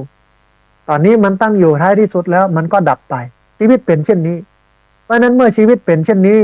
บนโลกนี้แล้วเราจะฝากสิ่งไหนไว้ในโลกจะให้คนจดจำเราในมิติไหนจะให้คนหูเฮารู้จักเราในมิติไหนมันอยู่ที่เฮาส่วนใครจะเกิดอย่างใดมันเป็นเรื่องเขาเฮาเป็นตัวเฮาเนี่ยเป็นอย่างนี้ก็ดีแล้วส่วนใครจะจดจำเราในมิติไหนอย่างใดมันก็เป็นเรื่องของคนอื่นทั้งนั้นนะฮะเพราะนั้นเนี่ยมันอยู่ที่เฮาว่าเราจะทำในสิ่งที่มันมีคุณค่าต่อโลกต่อสังคมเพียงใดบางคนตายไปก็เป็นผู้ร้ายในสายตาคนอื่นว่าโกงว่าทุจริตบางคนก็มองว่าเป็นคนขี้ที่บางคนก็มองว่าเป็นคนขี้เหล้าบางคนก็มองว่าเป็นคนขี้ค้านบางคนก็มองว่าเป็นคนที่มีประโยชน์นะฮะคนอื่นมันยังมองเขาอย่างใดก็แล้วแต่คนอื่นแต่ว่าตัวเขาเองต้องยืนยันในหลักการเองว่าชีวิตนี้เอาทำบุญไว้เยอะทำดีไว้เยอะบ่ต้องกังวลเวลาไปว่าคนเพิ่นจะว่าอย่างไรเพราะว่าคนบ่เก่าเพิ่นก็ถึงบอกว่าทำบุญไว้เตอะมันบ่เสียหลายจักได้สบายต่อไปหน้าฮะท่านผู้ฟังขณะนี้ท่านผู้ฟังกำลังติดตามรับฟังรายการธรรมาภิวัตน์ อันเป็นรายการวิทยุเพื่อการเผยแผ่พระพุทธศาสนาส่งเสริมการศึกษาและพัฒนาสังคมรายการนี้รับผิดชอบโดยอาตมาภาพพระสาธิตธีระปัญโยประธานมูลนิธิธีระปัญโยตั้งอยู่ณที่พักสงฆ์สถาบันธรรมาภิวัตรบ้านศพเตินตำบลศพปากอำเภอแม่เมาะจังหวัดลำปางรายการนี้ออกอากาศทุกวันอังคารตั้งแต่เวลาตี 5ไปจนถึง7 โมงเมื่อเจ้าผ่านตามสถานีวิทยุเพื่สถานีวิทยุในเครือข่ายสถานีวิทยุคลื่นสีขาวพระเจ้าประชาซึ่งมีอยู่หลายคลื่นหลายสถานีหลายจังหวัดออกอากาศผ่านทาง Facebook ไลฟ์ซึ่งเป็นไลฟ์สดของสถานีวิทยุวัดฝ่ายหินโดยการนำของท่านอาจารย์พระครูสมุวิศวัตรวรกิจโจเจ้าอาวาสวัดฝ่ายหินแล้วก็บันทึกเทปเอาไปออกอากาศผ่านทางสถานีวิทยุเพื่อการศึกษาและพัฒนาอาชีพRadio Network FM 99.50 เมกะเฮิรตซ์ของวิทยาลัยเทคนิคกฟผแม่เมาะทุกวันเสาร์ตั้งแต่เวลา 8 โมงเมื่อเจ้าเป็นต้นไปนะฮะแล้วก็เอาไปออกอากาศผ่านทางมูลเพจของมูลนิธิธีระปัญโยซึ่งท่านผู้ฟังสามารถไปติดตามรับฟังย้อนหลังไปก๊อปปี้ลิงก์ไปคัดลอกลิงก์เอาไปส่งเอาไปแชร์ให้กับญาติธรรมทั้งหลายได้ยินได้ฟังกันได้แถมตัวนะฮะในเพจมูลนิธิธีระปัญโยท่านผู้ฟังต้องไปกดไลค์ต้องไปกดชอบใจเพจมูลนิธิธีระปัญโยก่อนหลังจากนั้นก็สามารถติดตามรับฟังรายการที่เป็นประโยชน์โดยเฉพาะรายการธรรมะนี้ได้ในเพจของมูลนิธิธีระปัญโยนะฮะท่านผู้ฟังขณะนี้ก่อนที่จะเปิดสายที่ท่านผู้ฟังที่ติดตามรับฟังอยู่ทางบ้านจะได้โทรเข้ามาร่วมเอ่ยกันจะได้โทรเข้ามาร่วมแสดงความคิดความเห็นกันก็ขอบอกข่าวบุญเนาะข่าวหนึ่งก็คือในช่วงสิ้นปีก็คือในวันที่31 ธันวาคมพุทธศักราช 2568นะฮะไปจนถึงวันที่ 1 มกราคม พุทธศักราช 2569มูลนิธิธีระปัญโยร่วมกันกับที่พักสงฆ์สถาบันธรรมาภิวัตรแล้วก็โรงเรียนผู้สูงอายุตำบลศพปาดขอเชิญท่านผู้ฟังได้ร่วมสวดมนต์ศึกษาและปฏิบัติธรรมเนื่องในโอกาสส่งท้ายปีเก่าต้อนรับปีใหม่พุทธศักราช 2568 ถึงพุทธศักราช 2569ระหว่างวันที่ 31 ธันวาคมพุทธศักราช 2568 ถึงวันที่ 1 มกราคมพุทธศักราช 2569 ณ ที่พักสงฆ์สถาบันธรรมาภิวัตร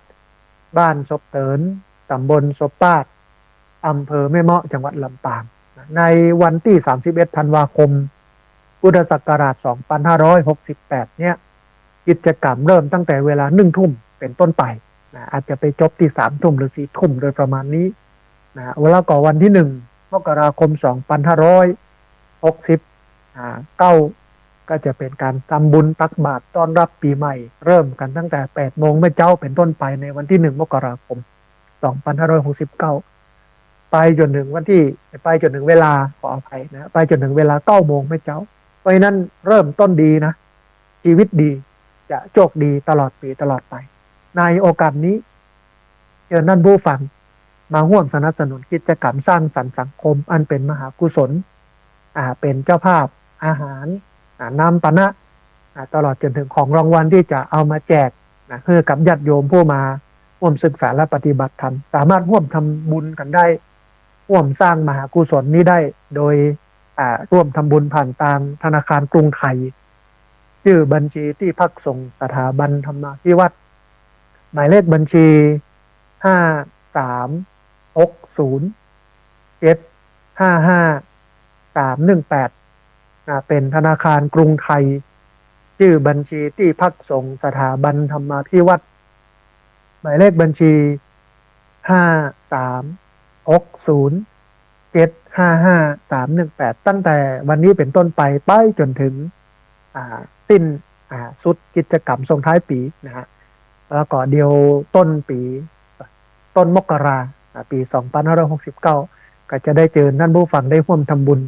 เต่าปูนรวดหนามที่เหลืออยู่ประมาณ7,000 กว่าบาทแถมกันนึงนะฮะใน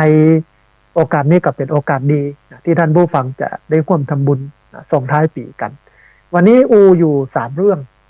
เรื่องแรกก็เป็นเรื่องสถิติของจำนวนผู้สูงอายุนะฮะอันที่2เป็นเรื่องของ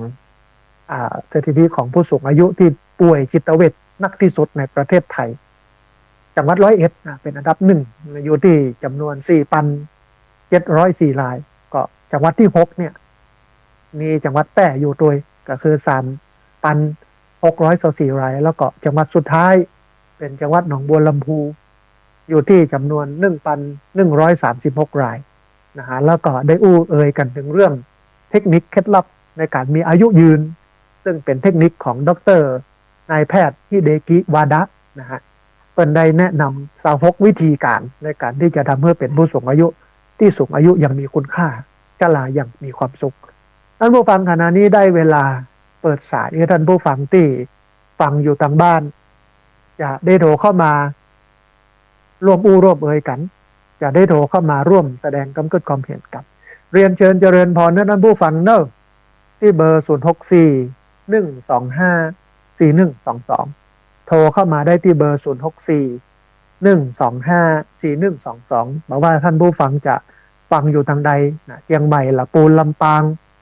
แต้น่านพะเยาเชียงรายแม่ฮ่องสอนตลอดจนถึงฟังอยู่ทั่วประเทศทั่วโลกโทรมาได้ที่เบอร์064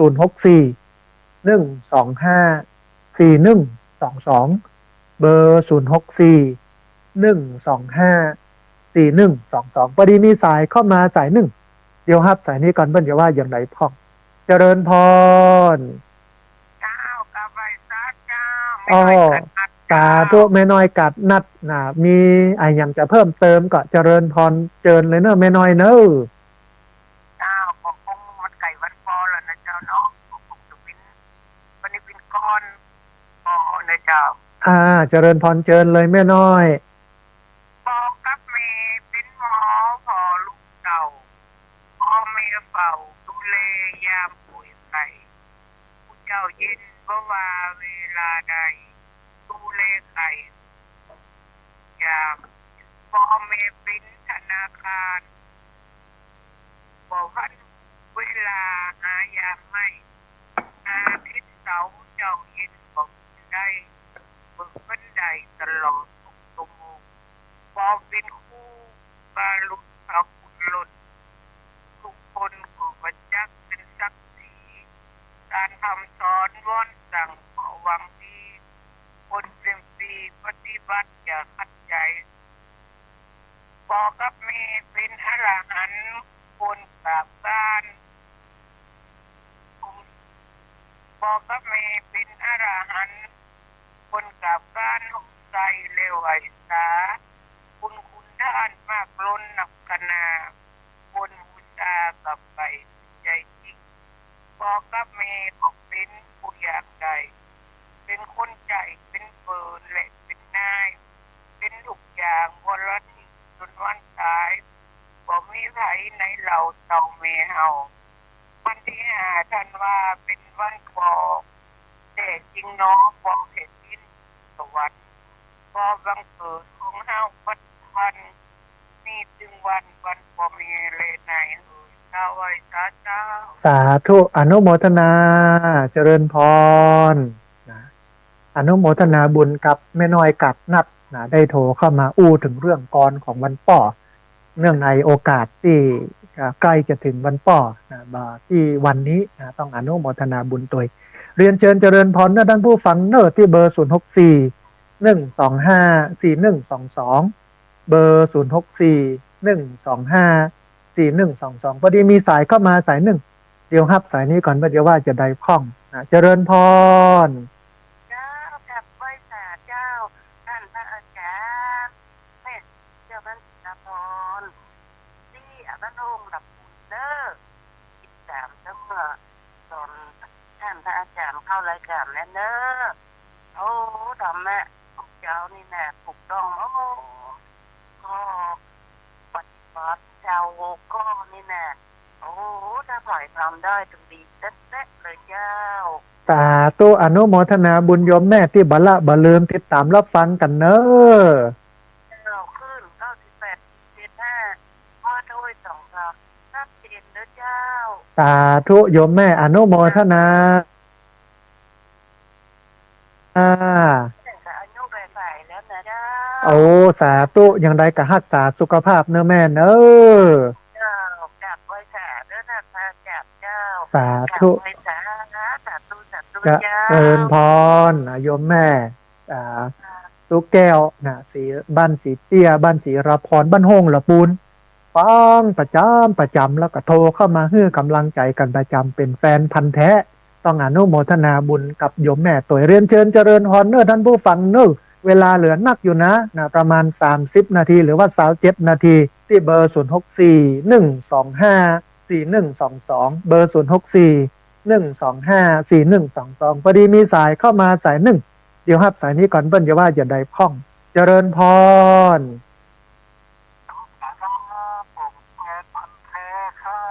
อ้าวสาธุคนโยมจากแม่ริมเชียงใหม่เนาะโอ้สาธุสัญญาณเป็นใดพ้องเจ้านี้ชัดเจนดีกอ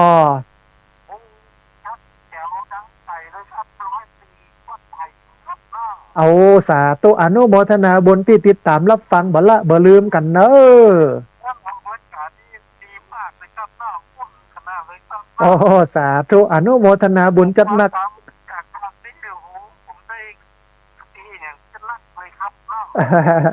สาธุอนุโมทนาบุญกับคุณโยมที่ติดตามรับฟังกันเนอ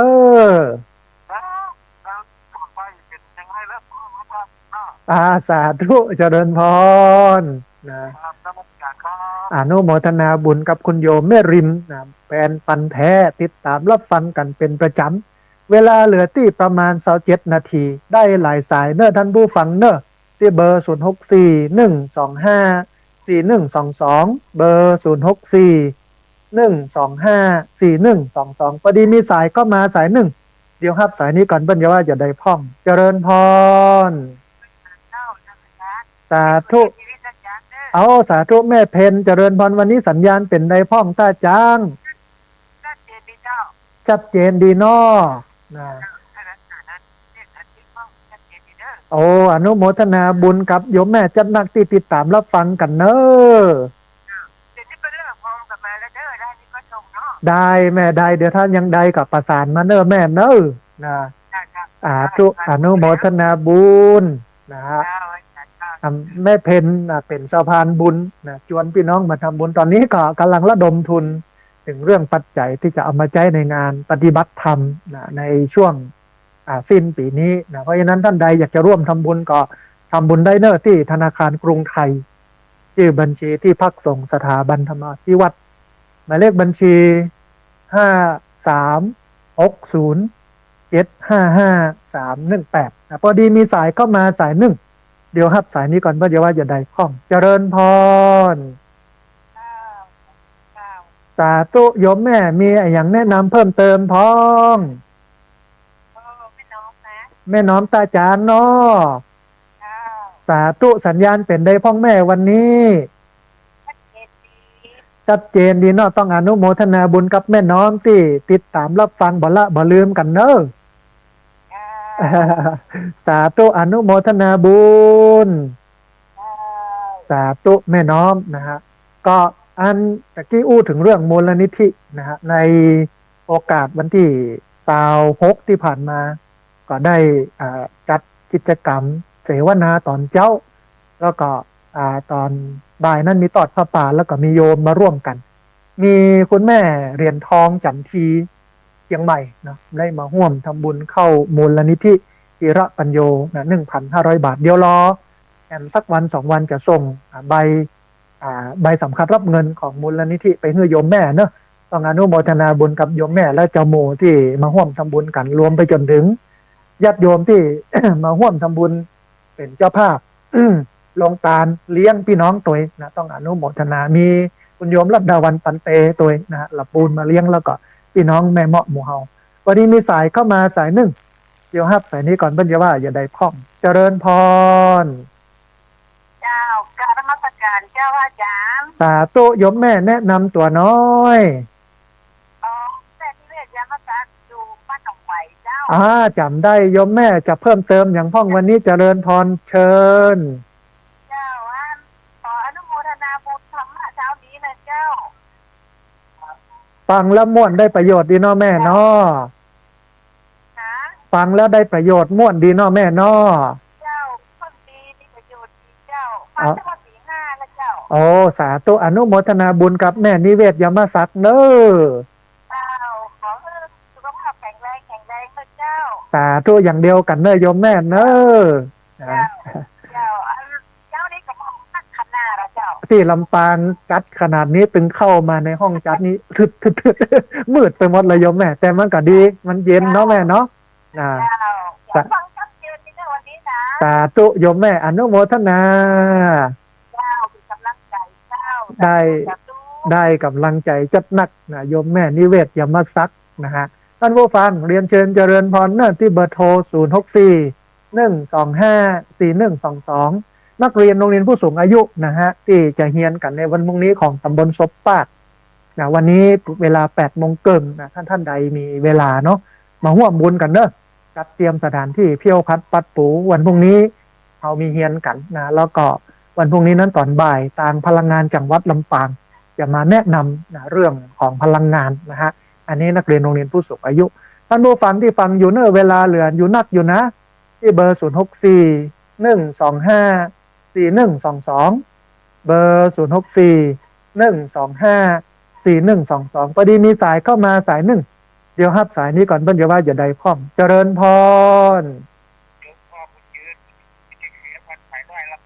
เอาสาธุป่อดรบุญยืนเนาะ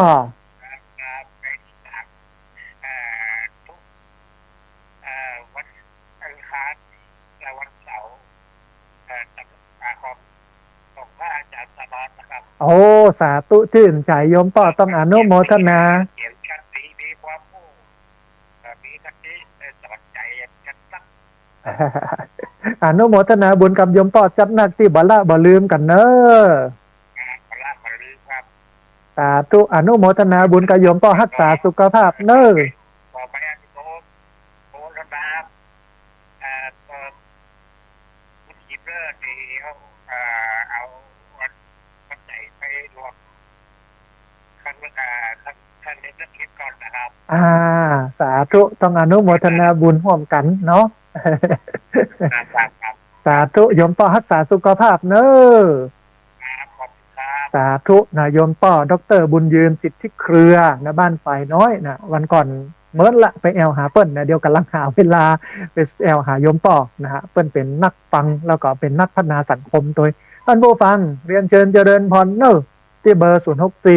125 4122เบอร์064 125 4122เรียนเชิญเจริญพรโทรเข้ามาร่วมเอ่ยกันโทรเข้ามาร่วมแสดงความคิดความเห็นกันพอดีมีสายเข้ามาสายหนึ่ง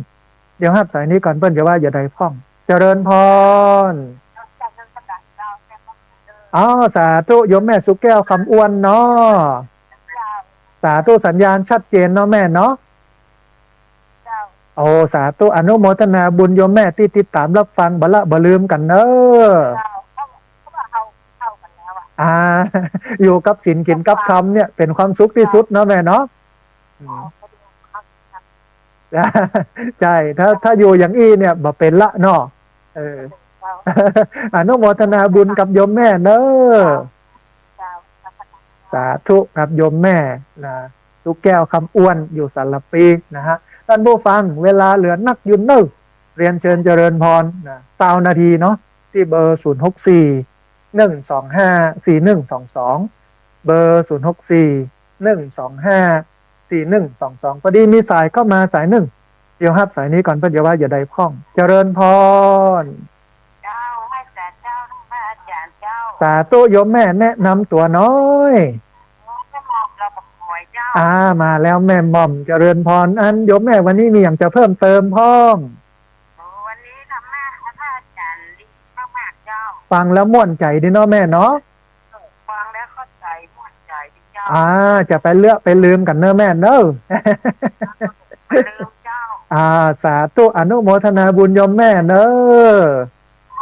สา ไป ธุ จัดเจ้า เจริญพรนะแม่หม่อมบ้านเราปากก๋อยโทรเข้ามาให้กำลังใจสัญญาณชัดเจนดี ฟังแล้วม่วนอกม่วนใจท่านผู้ฟัง เรียนเชิญเจริญพรเนอะที่เบอร์ 064 125 4122 เบอร์ 064 125 4122 เรียนเชิญเจริญพรได้โทรเข้ามาร่วมร่วมเอ่ยกันโทรเข้ามาร่วมแสดงความคิดความเห็นกันที่เบอร์ 064 125 4122 เบอร์ 064 125 4122 นะฮะ วันนี้ก็ได้อู้ถึงเรื่องสุขภาพจิตของผู้สูงอายุ ปริมาณจำนวนผู้สูงอายุที่ดูเหมือนว่าเพิ่มนักขึ้นที่จริงเรื่องเนี้ยมันต้องมองให้เป็นประโยชน์นะท่านผู้ฟัง มองแล้วต้องเอามาปรับนะแล้วก็เตรียมรองรับนะการเปลี่ยนแปลงของจำนวนผู้สูงอายุที่เพิ่มนักขึ้นนะฮะพอดีมีสายเข้ามาสายหนึ่งเดียวครับสายนี้ก่อนเปิ้ลจะว่าอย่างไรพ้องเจริญพรสาธุโยมแม่แนะนำตัวน้อย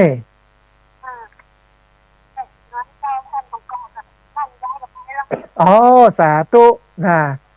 ปอม่วนอยู่เนาะแม่เนาะ ปอได้ม่วนอยู่เนาะแม่เนาะอันโยมแม่ฟังตังโทรศัพท์เนอะวิทยุปิดก่อนเนอะพอดีเสียงมันสะท้อนเนาะพอดีโยมแม่ฟังตังวิทยุเอาเนาะปิดโทรศัพท์ปิดวิทยุก่อนขออภัยฟังตังโทรศัพท์เอา เสียงมันจะได้ชัดนะทำอันมันสะท้อนเนาะเจริญพรพอม่วนใจอยู่เนาะแม่เนาะม่วนทุกครั้งเนาะแม่เนาะม่วนทุกครั้งต้องอนุโมทนาบุญกับโยมแม่เนอะที่มากินมาตานด้วยกันเนอะ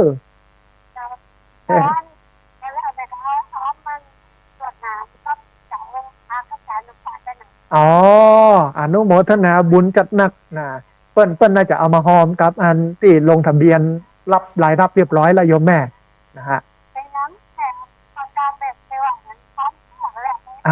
สาธุต้องอนุโมทนาบุญกับแม่จัดหนักที่มากินมาตานด้วยกันเนอะนะฮะ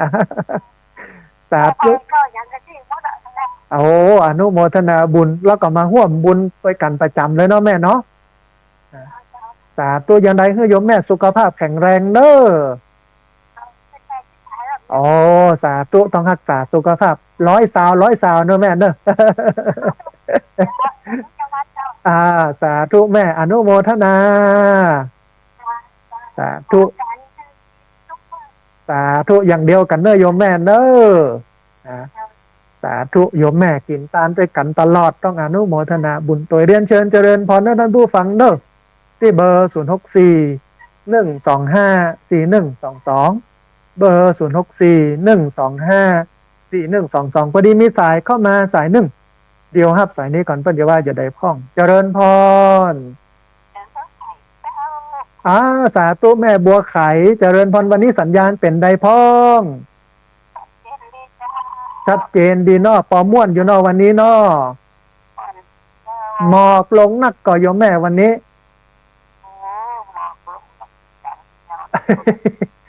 ที่แม่เหมาะก็เหมือนกันนะมืดขึ้นเลยนี่นะ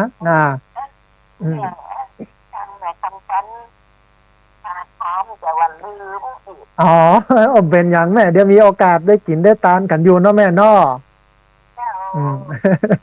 ต้องอนุโมทนาบุญกับแม่จัดหนักเนอะสาธุเจริญพรหนาวอยู่ตุ้มผ้าห่มหลายชั้นเลยนะนั่งจัดรายการนี้ยังได้ก็ดูแลสุขภาพเนอะแม่เนอะ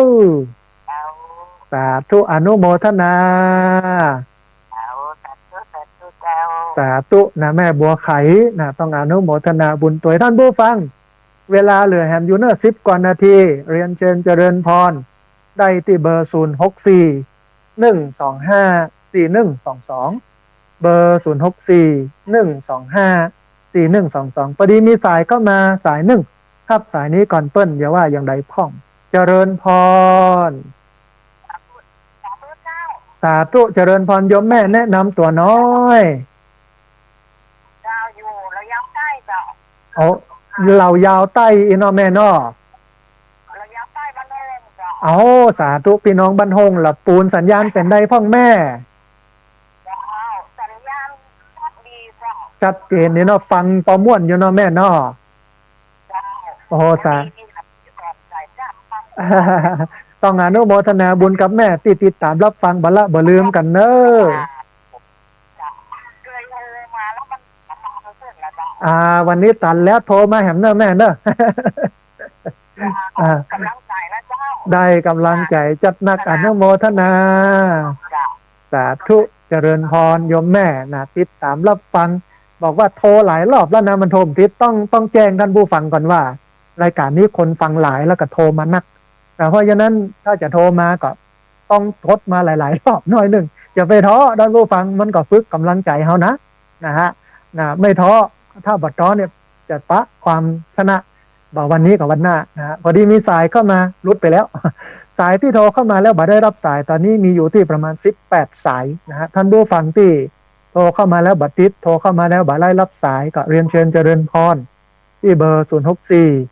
125 4122เบอร์064 125 4122พอดีมีสายเข้ามาสายหนึ่งเดี๋ยวครับสายนี้ก่อนเพื่อนจะว่าอย่าได้พ้องเจริญพร อาจารย์เจ้า สาธุโยมแม่แนะนำตัวน้อย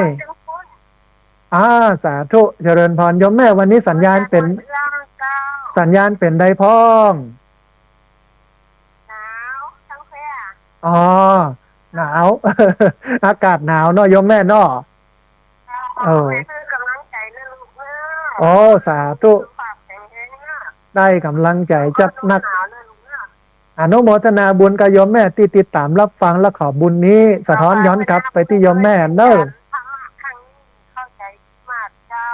า สาธุอนุโมทนาบุญกับโยมแม่เนอะ เจ้า สาธุเจริญพร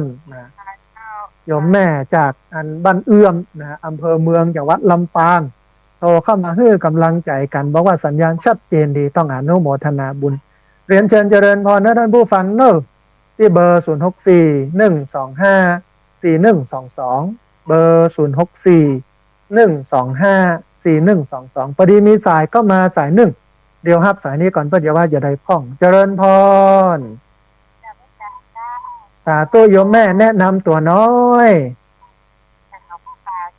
สาธุพี่น้องหนองผ้าขาวอากาศเป็นไงพ่องแม่หนาวกว่าวันนี้ จังไดก็รักษาสุขภาพและอนุโมทนาบุญกับแม่ที่โทรเข้ามาให้กำลังใจกันเนอะ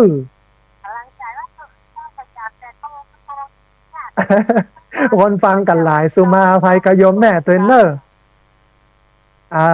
ต้องอนุโมทนาบุญแล้วขออภัยกับโยมแม่ตัวเนอะ สาธุโยมแม่เจริญพรอย่างเดียวกันเนอะแม่เนอะสาธุอนุโมทนาบุญโยมแม่จากหนองผ้าขาวโทรเข้ามาให้กำลังใจกันเหลือเวลาประมาณ14นาที10นาทีท่านผู้ฟัง11นาทีเรียนเชิญเจริญพรได้ที่เบอร์064 125 4122เบอร์064 125 4122พอดีมีสายก็มาสายหนึ่งเดี๋ยวครับสายนี้ก่อนเพื่อจะว่าจะได้พ้องเจริญพรไปสาเจ้าค่ะสันหนาวยองยองเลยมาแล้วแม่จันเรือนสายเวียนตะการสันปะตองเจริญพรหนาแปะหนาวอันถามหาเบิร์นนะเมื่อใดมันจะมาตอนนี้มาแล้ว นักก่อนหนาวนักเด้ยังเป็นว่าแม่นละขอให้มันอันลดลงเห็นน้อยนึงมันก็จะพอดีเนาะแม่เนาะหนาวแล้วไปนี่แล้วเอ็นดูคนเท่า อนุได้อาบน้ำแล้วนะแม่นละโอถ้าอาบค่ำนี่จะเย็นจะหนาวเนาะแม่เนาะหนาวสั่นยังยออาบน้ำอุ่นได้แต่นะมันก็ยังสั่นออกจากห้องมามันถึงเย็นแล้วเนาะแม่เนาะออกจากห้องน้ำมานะวันนี้ชัดเจนดีนะเจ้าอนุโมทนาบุญกับโยมแม่ที่ติดตามรับฟังบัลละบ่ลืมกันเนอะฟังตลอดทุกตนทุกองค์เจ้าสาธุโยมแม่อนุโมทนาเจ้าสาธุเจ้า อนุโมทนาบุญกับโยมแม่จันเรือนใสเวียงตาการสันปัตตองเชียงใหม่โทรเข้ามาให้กำลังใจกันท่านผู้ฟังเวลาเหลือแฮมยูเนอร์เรียนเชิญเจริญพรที่เบอร์0641254122เบอร์0641254122นะฮะเรียนเชิญเจริญพรได้โทรเข้ามาพอดีมีสายโทรเข้ามาสายหนึ่งเดียวครับสายนี้ก่อนเปิ้ลอย่าว่าอย่าใดพ้องเจริญพรสาธุโยมแม่วังเหนือเนาะแม่เนาะโอ้ยหนาวฟังอยู่จะรอแล้วก็หนาวเด็ดใจบ้างเดี๋ยวเราจะเด็ดใจบ้านแล้วแม่ฟังโอ้ยปอม่วนใจอยู่เนาะแม่เนาะร้อนใจใจพังเลยเจ้าโอ้สาธุยังไดก็รักษาสุขภาพเน้อแม่เน้ออนุโมทนาที่บัลละบ่ลืมโทรเข้ามาหากันเน้อแม่เน้อโอ้พี่น้องเชียงรายเนาะแม่สวยเชียงรายเนาะโอ้โอ้สาธุสัญญาณชัดเจนค่ะโยมแม่โอ้อนุโมทนาบุญกับโยมแม่ที่ติดตามรับฟังยังไงก็รักษาสุขภาพเนอะสาธุเจริญพรโยมแม่จากเช่นเดียวกันอนุโมทนาโยมแม่จากอันแม่สวยเชียงรายโทรเข้ามาวันนี้เวียงป่าเป้าดักแซบฮะ โทรเข้ามาเนอะบอกว่าจะเป็นเชียงใหม่ลำพูนลำปางแต้น่านพะเยาเชียงรายแม่ฮ่องสอนฟังอยู่ทั่วประเทศทั่วโลกนะฮะที่เบอร์0641254122เบอร์0641254122ก็เหลืออยู่ประมาณ8นาทีนะฮะเพราะว่าเวลาของเขานั้นมีอยู่ประมาณ1 ชั่วโมงกว่าๆเกือบ2 ชั่วโมงนะก็ว่ากันไปตามระบบระเบียบนั้นก่อนที่จะหมดเวลาของรายการจะไปลืมท่านผู้ฟังมาร่วมบุญกันเนอะโดยเฉพาะสนับสนุนกิจกรรมการปฏิบัติธรรมสวดมนต์ข้ามปีที่จะถึงนี้ท่านใดที่จะร่วมทำบุญเป็นเจ้าภาพอาหารน้ำปานะของรางวัลที่เอามาแจกญาติโยมก็เรียนเชิญเจริญพรวันนี้มีสายก็มาเห็นสายหนึ่งเดี๋ยวครับสายนี้ก่อนเปิ้ลจะว่าอย่างใดพ้องนะฮะเจริญพรสาธุโยมแม่แนะนำตัวน้อยอยู่ตังใดก็แม่อยู่บ้านมาไข่ไข่ตำบลหนองลมโอ้สาธุชื่อแม่อะไรยังก็แม่มาลัยเจ้าแม่มาลัยเนาะอยู่หนองลมอันห้างชัดเนาะมันมาไข่นะเจ้าเนาะโอ้อนุโมทนาบุญกับแม่สัญญาณเป็นได้พ้องแถวนั้นสัญญาณชัดเจนก็แม่โอ้สาธุบอกโอ้ม่วนใจเนาะแม่เนาะโอ้อนุโมทนาบุญหมอกลงแล้วเนาะแม่เนาะโอ้ยังใดก็รักษาสุขภาพเนอะแม่เนอะสาธุเจริญพรโยมแม่จากหนองลมห้างชัดนะโทรเข้ามาเพื่อกำลังใจกันสัญญาณชัดเจนนี่บอกว่าใส่บาตรแล้วรีบมาฟังพระอาจารย์เลยนะต้องอนุโมทนาบุญกับโยมแม่เนอะเรียนเชิญเจริญพรท่านผู้ฟังที่เบอร์0641254122เบอร์0641254122พอดีมีสายก็มาสายหนึ่งเดียวครับสายนี้ก่อนเพื่อจะว่าจะได้พ้องเจริญพรเจริญพรโยมแม่อู้ดังกว่านี้แหมน้อยเอาสาธุโยมแม่ชื่ออะไรยังแม่4,000น่ะอยู่ตังใด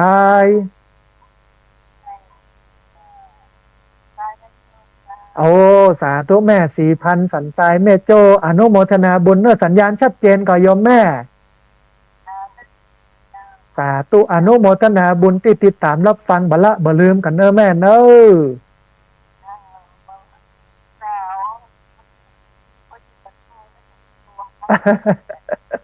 ต้องอนุโมทนาบุญกับโยมแม่จัดนักที่ติดตามรับฟังแล้วก็โทรเข้ามาให้กำลังใจเนอะสาธุนะอนุโมทนาบุญนะโยมแม่นะโทรเข้ามาให้กำลังใจกันต้องอนุโมทนาบุญตัวนะฮะเหลือเวลาแหมประมาณ8 นาทีท่านผู้ฟังได้แหมจัดหลายสายเนอะที่ ที่เบอร์0641254122เบอร์0641254122พอดีมีสายเข้ามาสายหนึ่งเดี๋ยวฮับสายนี้ก่อนเปิ้นจะว่าจะได้พ้องเจริญพรจ้าเจ้าสาธุโยมแม่แนะนำตัวน้อยแม่อยู่บ้านแม่ชุกครับเนี่ยชื่ออายังชื่อแม่ติดแม่ติบอยู่บ้านแม่สุกวังเหนือเนาะแม่เนาะสัญญาณเป็นใดพ่อแม่ชัดเจนดีกอเช่นที่โอ้อำเภอเวียงป่าเป้าอ๋อสาธุอากาศหนาวแล้วเนาะหมอกลงนะตอนนี้เนาะหนาวเจ้า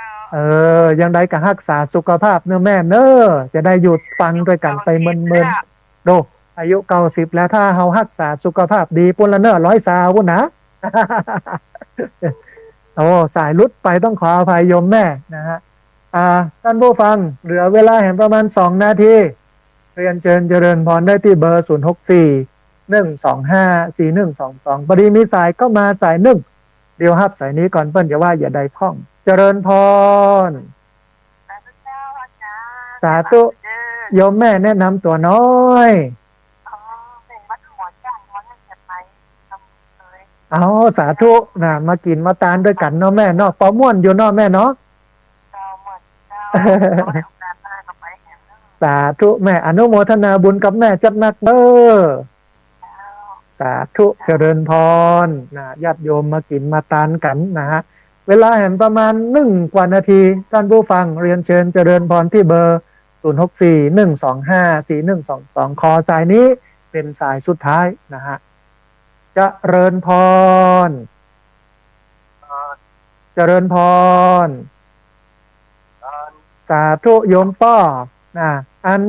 โยมป้อสัญญาณเป็นได้พ้องวันนี้นันหลงป้อนันหลงอยู่ตังใดโยมป้อจังหวัดอะไรยังวัดน่านโอ้จังหวัดน่านอำเภอเวียงสาเนาะป้อเนาะโอ้สัญญาณชัดเจนเนาะป้อเนาะ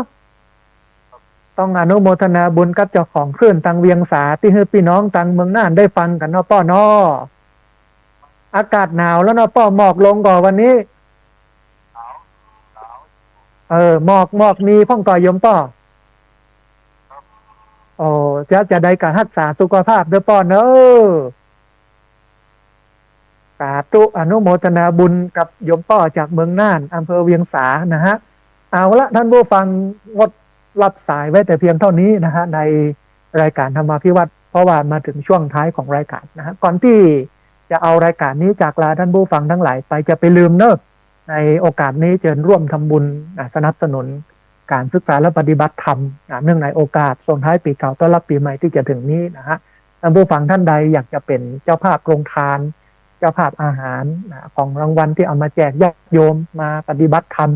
ก็เรียนเชิญเจริญพรทำบุญได้ที่ธนาคารกรุงไทยชื่อบัญชีที่พักส่งสถาบันธรรมาภิวัตรหมายเลขบัญชี